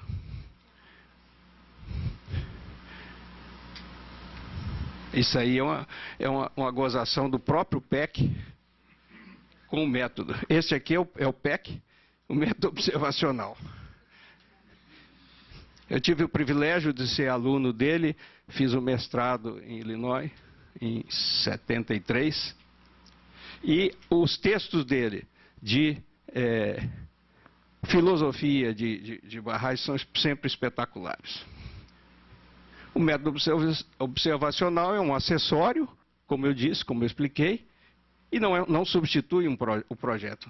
Instrumentação também não pode se pensar que a instrumentação pode substituir o projeto adequado. A questão do critério de projeto. Os critérios de projeto surgiram de uma sugestão do Mr. Libby, que era consultor da CEMIG, que andava por vários projetos no Brasil, cada empresa tinha seu critério. Então ele falou, a CEMIG podia liderar esse assunto. Então nós fizemos o critério nessa época aí, vários aqui participaram, o Joaquim, o próprio Bernardino, pela Leme Engenharia, e esse critério posteriormente foi transformado no critério da Eletrobras, que hoje vem sendo, de certo modo, deixado de lado. E eu acho que se tem alguma coisa, nós até vimos ali que alguém falou sobre o risco, como está no critério, não está adequado. Eu acho que é o caso de atualizar o critério. Então, um exemplo, borda livre. É óbvio, é boa prática de se fazer a estrutura de concreto mais baixa do que a estrutura de terra. Então, vocês veem aqui, neste caso, a estrutura de terra é mais baixa que o concreto. E eu estou vendo, são muitas, não é uma nem duas, não. Muitas barragens brasileiras hoje, a estrutura de terra é mais baixa do que a estrutura de concreto. Por que é importante? Porque acontece o que aconteceu em Candonga, que veio uma primeira cheia de Mariana, abriram as comportas. Aí depois a cheia deu uma paradinha e fecharam as comportas. Quando tentaram abrir outra vez, não abria. Abriu de 3, abriu uma só. E se não abrisse? Se não abrisse, a água ia passar, neste caso aqui, né, se aí fosse Candonga, ia passar por cima da barragem de terra sem apelação. Se passar por cima do concreto, o concreto resiste. Isso aqui é uma coisa que o PEC é um dos grandes aí, mas ele viveu 95 anos, morreu recentemente. Então, as opiniões dele são bastante recentes. Esse livro, de onde eu tirei isso, é de 2006. Atitudes e ações de pessoas é que são o problema. Alguém falou, o Rubem Cardia falou na água, tem que cercar a água a todo instante. Eu costumo dizer que os inimigos das barragens são dois: a água e o homem, inversamente ao que eu disse. O homem é que é o principal agente de ruptura. Então, tem essa associação americana, eu não faço parte, o Rubem Cardia faz, eu acho que o Selmo faz, o João Francisco, mas eles estão propondo para o ano que vem um seminário pela internet, Human Factors in Dam Safety, Failure and Safety, que é uma coisa que estamos querendo melhorar aqui nosso padrão de segurança. Vamos pensar como atuar nesse fator humano. Como induzir os engenheiros de barragens a atuar mais seguramente. Outra coisa que eu vi lá, que nos Estados Unidos existe um board nacional de segurança de barragens. Não sei se é o caso de introduzir aqui no Brasil. E essa pergunta aí eu acho importante e vem mais ou menos na linha do que o Bernardino estava falando. Eu já fiz essa pergunta em outras palestras e outras aulas, acho que é o último slide. Tem diferença entre o preço inexequível de projeto e o preço inexequível de construção? Qual que é mais arriscado? é o de projeto, gente. Porque a construção, se não tiver dinheiro, para a construção. E o projeto, se você pagar uma mixaria para o projeto sai ruim e vai ser executado ruim. Então esse é outro ponto para reflexão. Como é que nós... Eu acho que se o comitê, se os barrageiros conseguirem que os projetos, as investigações, os projetos sejam mais bem feitos, o número de problemas que nós temos tido vai cair. Muito obrigado.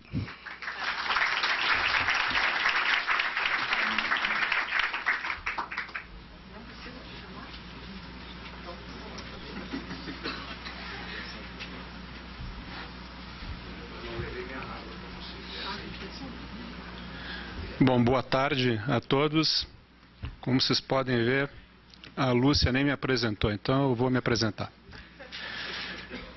Meu nome é Eduardo Azambuja, eu tenho uma empresa de projetos e eu não sou barrageiro.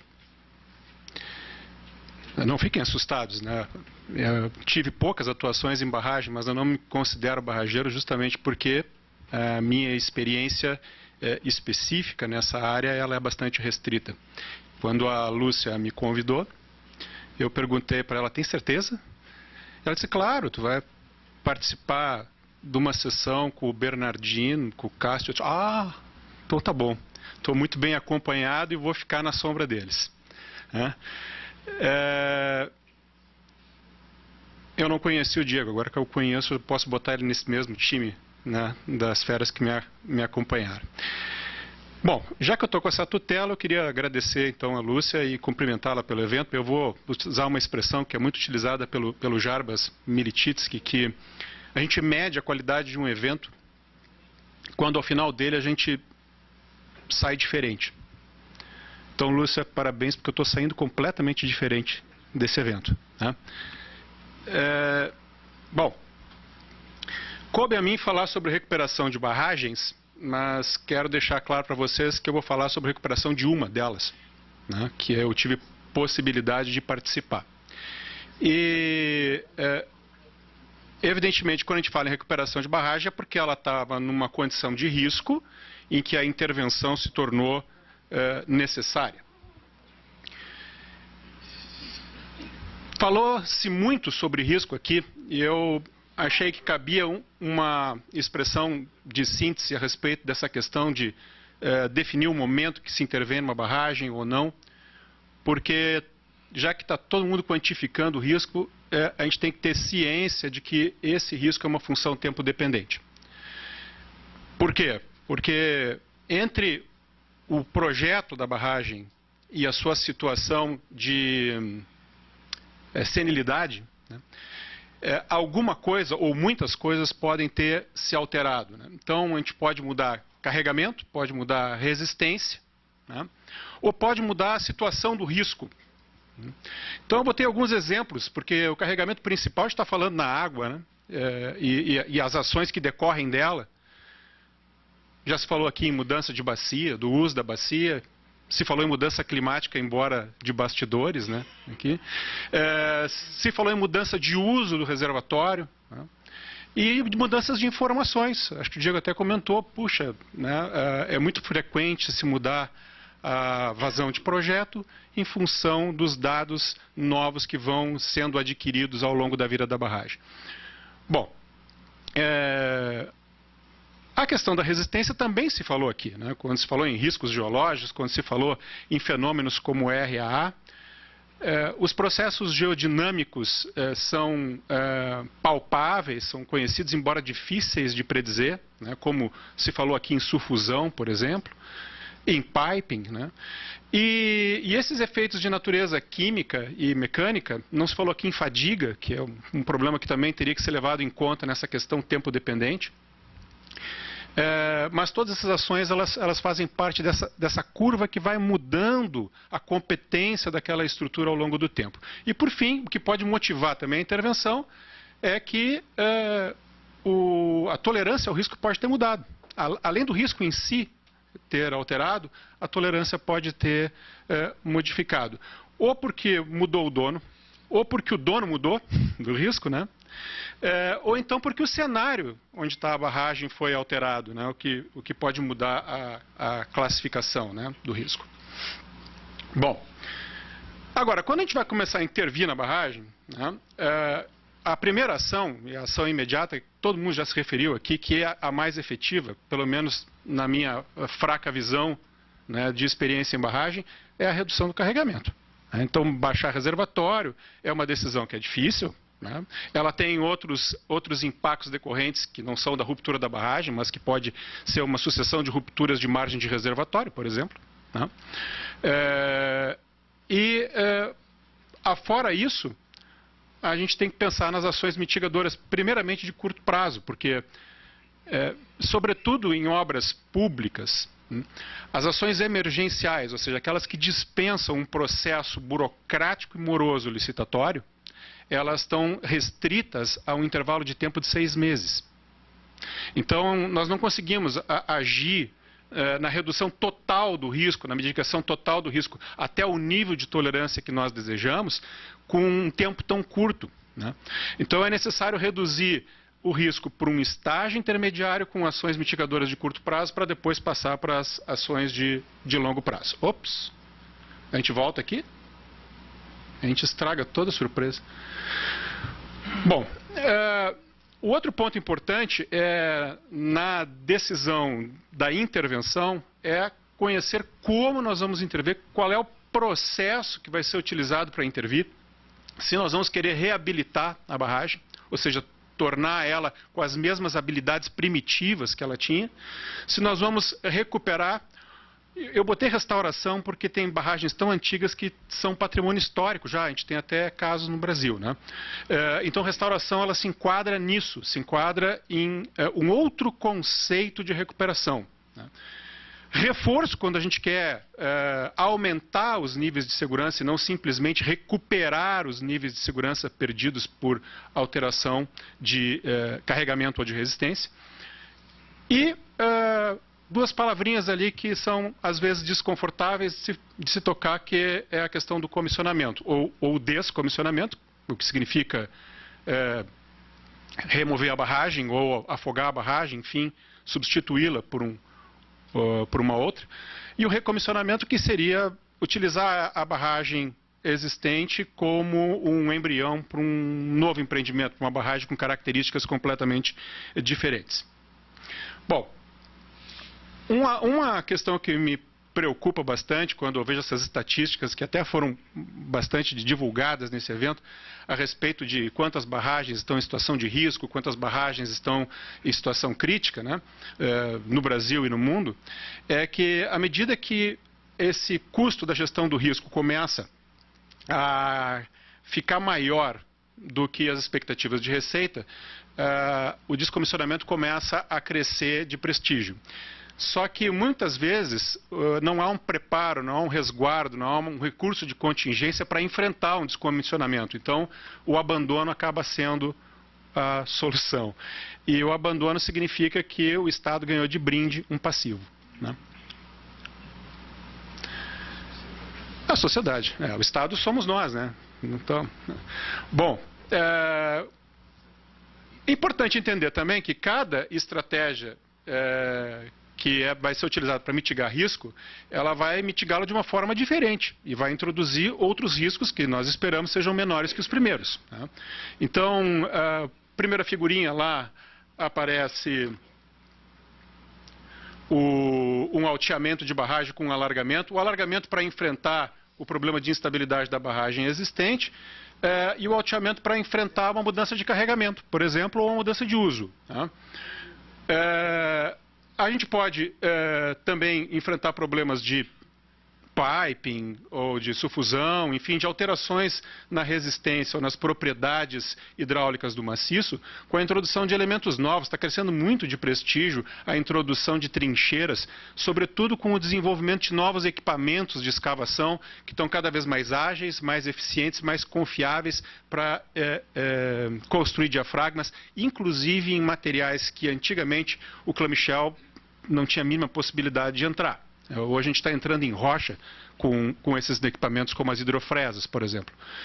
Então, passa a se ter a possibilidade de usar sistemas como esse, que estão já em largo emprego aqui no Brasil, variando o tipo de sistema de vedação ou de redução de permeabilidade, como concreto, como misturas à base de bentonita, polímeros, ou até o já bastante conhecido e cultuado aqui no Brasil, jet grouting. Aqui eu botei um exemplo de uma ação de pequena repercussão econômica que é bastante útil em condições adversas de poropressão na fundação no talude de jusante, que são os poços de alívio, mas o recado que fica nas intervenções de mitigação de risco é que a gente deve pensar em alternativas complementares, ou seja, nunca apostar simplesmente na vedação ou simplesmente na drenagem, procurar conjugar múltiplas ações para enfrentar o risco de uma forma mais eficiente.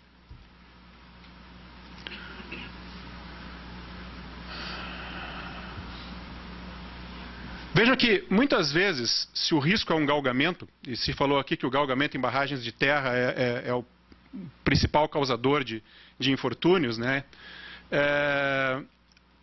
Tem se divulgado a utilização de revestimentos nos diques de terra com elementos resistentes ao fluxo, como redes de blocos geossintéticos associados a concreto ou não, como as geocélulas, utilização de concreto rolado como capeamento, e isso, de fato, habilita a barragem a receber um carregamento atípico como o galgamento, mas, por outro lado, ela nos tira a possibilidade de investigação de certos sintomas de desconformidades ou não conformidades, né, por mascarar o talude de jusante. Outro caso interessante que tem sido muito defendido é a utilização do sedimento, né, durante os processos de dragagem e desassoreamento do reservatório, que implica num impacto ambiental significativo, especialmente quando esse sedimento implica em drenagem ácida, né, de se fazer um uso do resíduo como material de construção a partir da sua desidratação e estabilização química, né, reutilizando o mesmo no próprio corpo da barragem como uma ação mitigadora de risco de estabilidade.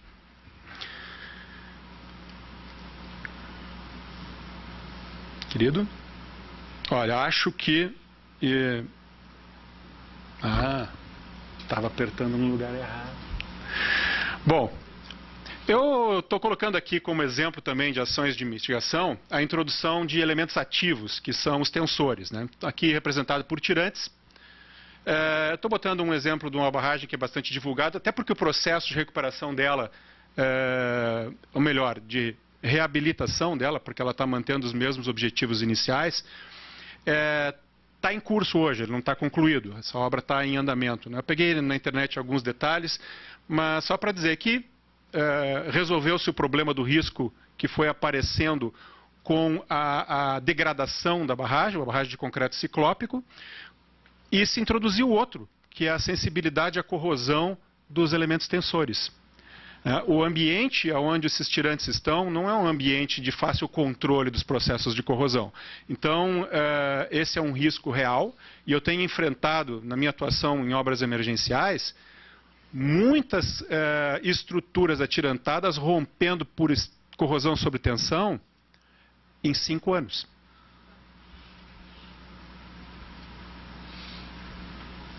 Esse é um caso de modificação clássico, histórico, de tolerância ao risco.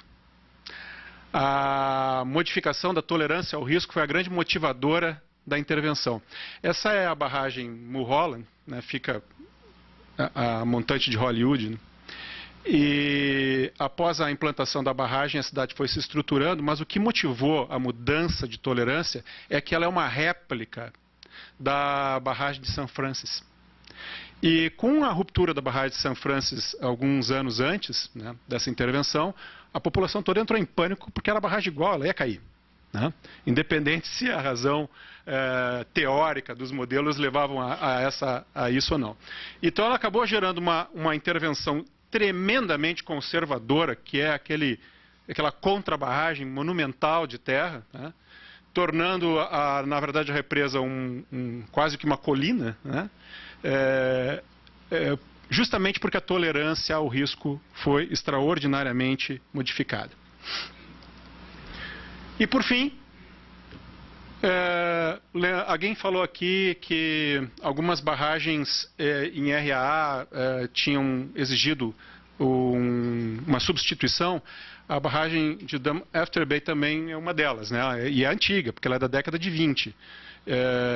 RAA. Ela chegou num estado de degradação por RAA que a solução foi substituir por uma barragem nova.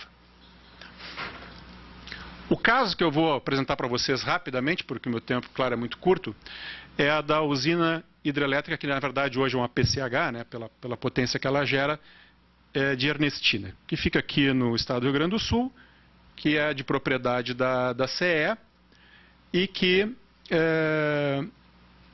motivou-se um estudo diagnóstico dela a partir de uma inspeção formal. Quer dizer, a inspeção formal deu o gatilho, deu o start para se investigar de forma mais profunda a situação de estabilidade, situação de risco. Então, a Ernestina é a primeira de uma sequência de barragens em cascata. Está aqui ela. O reservatório abaixo maior é o motivo dela existir. Ela é uma reguladora de vazão para o lago de Passo Real, que hoje tem uma usina que mudou de nome. Antes se chamava Passo Real, agora se chama Leonel Brizola. E abaixo dessas, então, mais 3 usinas em sequência. Modernamente tem uma PCH nova aqui, nesse ramo, né?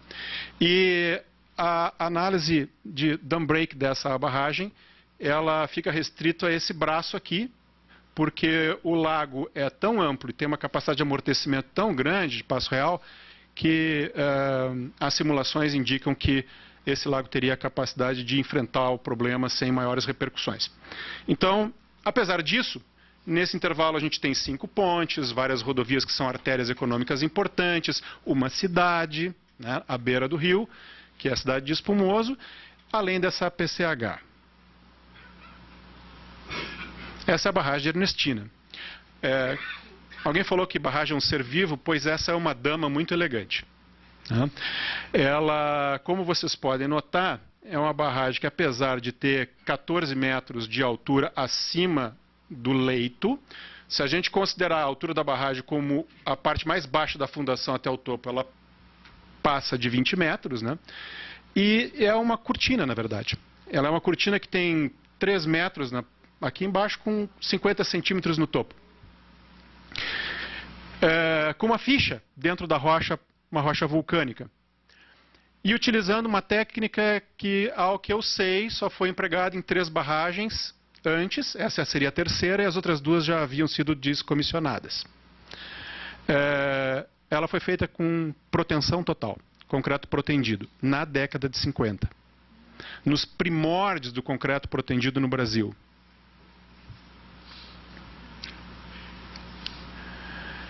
Esses são desenhos recuperados do projeto original, né?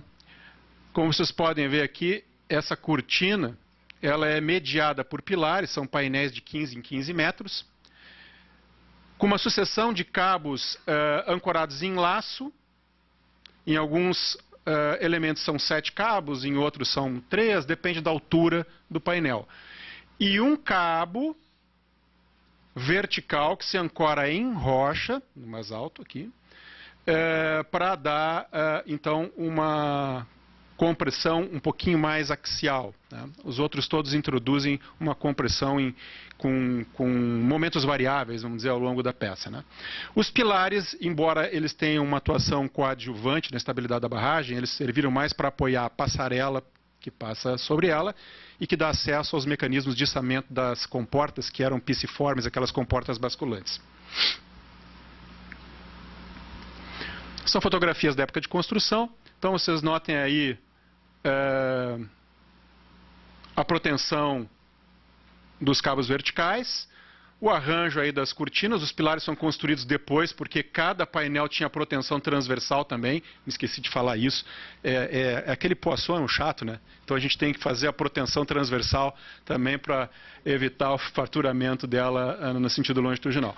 Bom, ao que se sabe, O mentor desse projeto e presumivelmente o projetista, né, por trás dessa decisão estrutural, era o próprio Eugène Freycinet, né?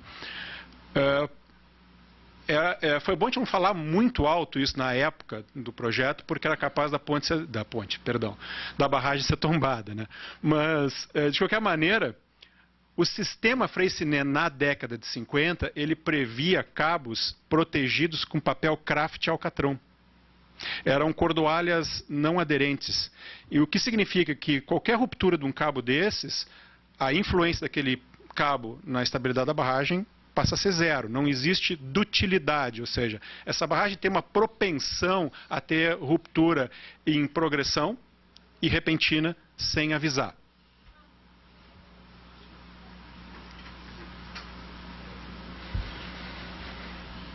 Bom, quando se foi investigar a condição da barragem, teve que se investigar tudo. Qualidade de concreto, retirar amostras, fazer os ensaios, fazer lâmina petrográfica, enfim.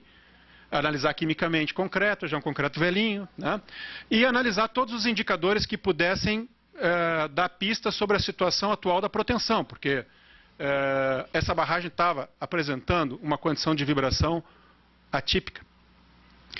Então, avaliando-se o projeto, já apareceu a primeira preocupação, porque os cabos que se ancoram na rocha, os cabos que se ancoram na rocha, eles estão instalados num furo de 50 milímetros de diâmetro, ou seja, ele tem recobrimento zero, virtualmente. Comparando com o que a gente faz hoje com ancoragens, isso aqui seria a mesma coisa que fazer uma ancoragem provisória para durar 2 anos. Tá? Dentro da galeria,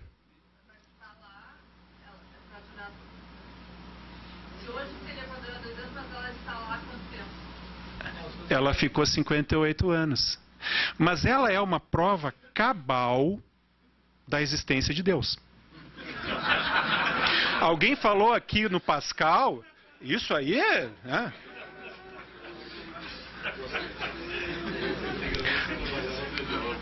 Bom, esses bicos aqui de injeção que eram feitos para fazer o preenchimento dos cabos, né,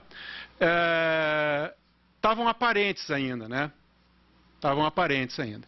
E a gente podia fazer diagnóstico da situação de corrosão através do vertimento das estalactites ali, de carbonato de cálcio, mas também deixou a gente um pouquinho preocupado quando a gente achava betume escorrendo pelos bicos, né? Sinal de que havia fluxo da água e uma água que estava conseguindo remover esse quase elastômero, né? Que é o betume oxidado lá de dentro. Ou seja, se isso estava acontecendo pelo cabo, a corrosão devia estar acontecendo também. E aí o risco passou a ser medo.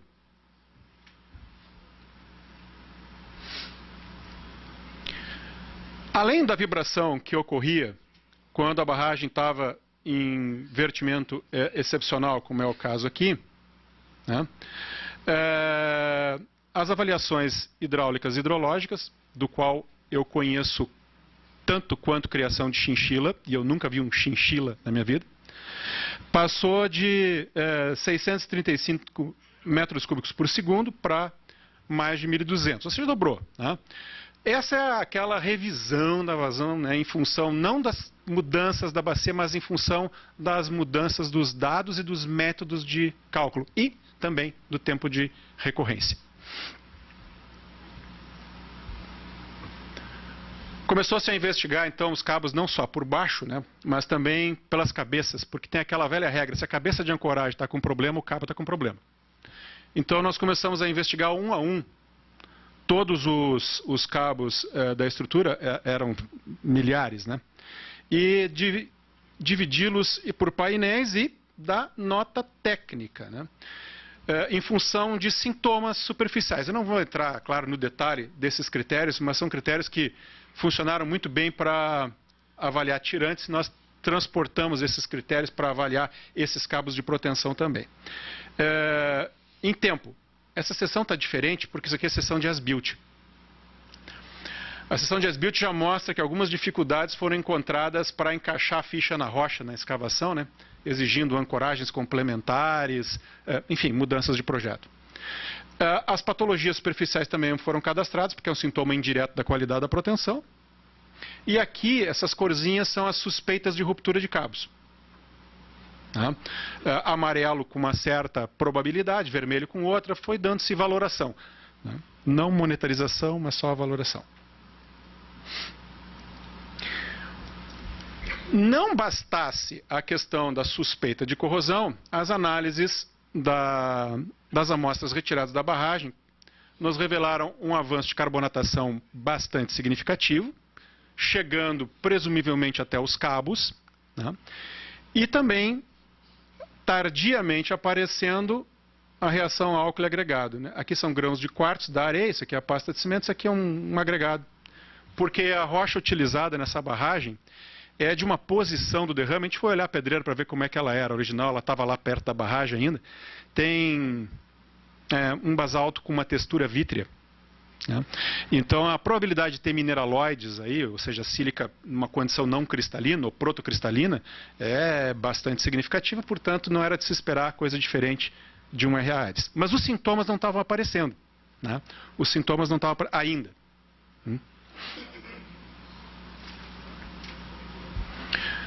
Bom, só de suspeita a gente não podia tomar decisão, então a gente avançou para a questão de medir o comportamento dela e a opção foi fazer prova de carga dinâmica, gerenciando a vibração, já que a estrutura era muito esbelta, estava fácil de fazer isso, né?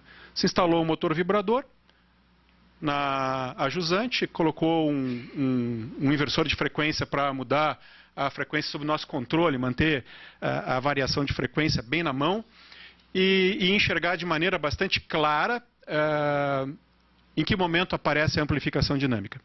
Bom, a amplificação dinâmica desse painel está bem clara aqui, né, nesse gráfico, lá em torno de 6, 7 Hz. Se esse número está familiar para vocês, para nós também era familiar, é mais ou menos com essa frequência que os vertedores vibram, né?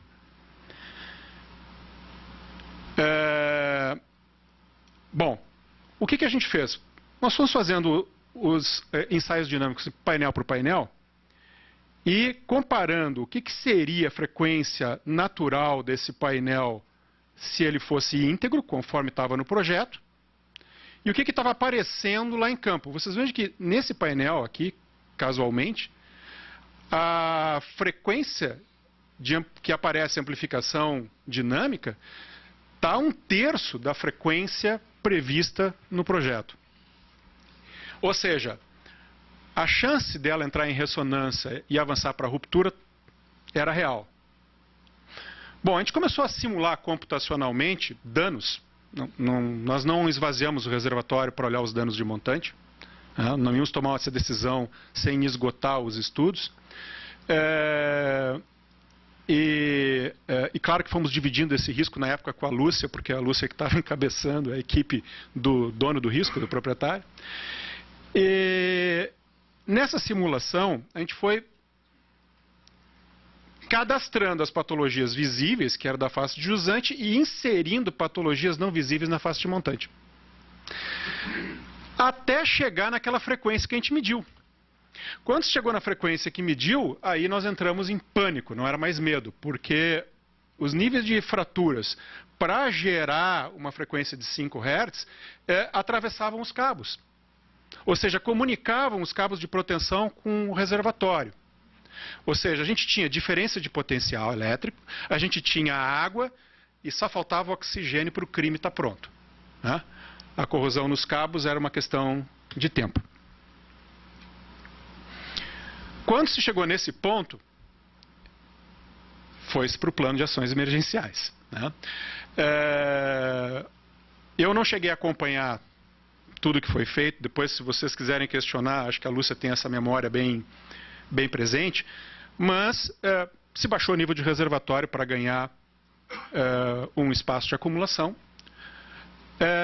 Se removeu famílias que estavam nas regiões mais próximas, seguindo as instruções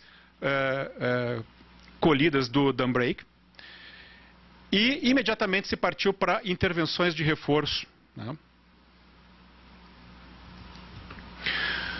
Na parte não vertente da barragem, a intervenção de reforço prevista foi encher de solo, encher de terra. Na verdade, se partiu para enrocamento, porque aqui no Rio Grande do Sul trabalhar com argila é um problema danado, porque as jazidas estão sempre acima da umidade ótima.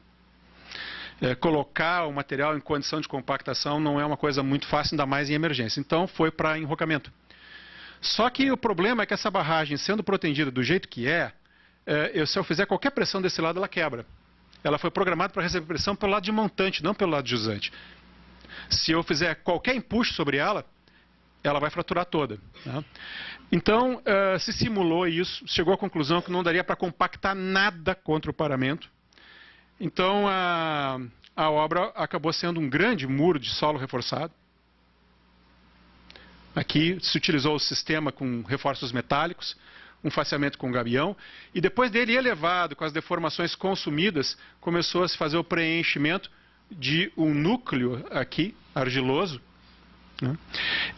Com reforços, né? Com reforços que ficaram assim escondidos, abrigados até chegar essa intervenção.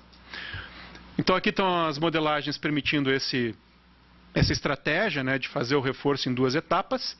Na verdade, se fez isso em 3 etapas, né, porque essa divisão de materiais aqui era o que nós podíamos fazer em 6 meses, e isso aqui era depois em construção por processo convencional de contratação. E mudamos um pouco a estética de Ernestina na parte do vertedor, mudando o vertedor das comportas piscifórias para um vertedor de livre vertimento, e a Ernestina deixou de ser a senhora elegante e passou a ser uma senhora gordinha, né? Então, alguém vai me dizer que as gordinhas não deixam de ser elegantes, e eu concordo, porque essa barragem ficou muito elegante, né? Bom, foi tirada a passarela, né, para não ter restrição hidráulica, e foi elevado a crista para compensar a saída das comportas, obviamente. E é claro, introduzido uma bacia de dissipação com um end seal, conforme está ali. Bom, eu não vou entrar nos detalhes, mas enfim, isso tudo que eu estou apresentando para vocês faz parte não do projeto, viu? Faz parte do projeto básico, né? O projeto básico foi conduzido preliminarmente para poder contratar, e o projeto executivo foi feito depois. Aí o Bernardino pode até falar mais sobre isso, porque tocou para ele. Bom, essa aqui é a intervenção não para resolver o risco, mas para mitigar o suficiente para poder conduzir uma contratação não emergencial. Então foi feito primeiro um contrapeso, né? Foi feito parcialmente o enrocamento reforçado, enquanto o reservatório não estava vertendo. Quando o reservatório começou a verter, essa obra teve que suportar essa situação, como vocês veem aqui embaixo. E nesse período de vertimento foi período suficiente para desenvolver projeto, para contratar a finalização da construção já num contrato formal. Aqui a obra na última etapa, que vocês podem ver a bacia sendo concluída, e aqui é aquele preenchimento em segunda etapa que eu falei para vocês com material argiloso. E aqui o enrocamento e saprólito, que foram os materiais utilizados para essa recomposição. E ali está começando a verter já, né? E aqui a obra concluída, tá?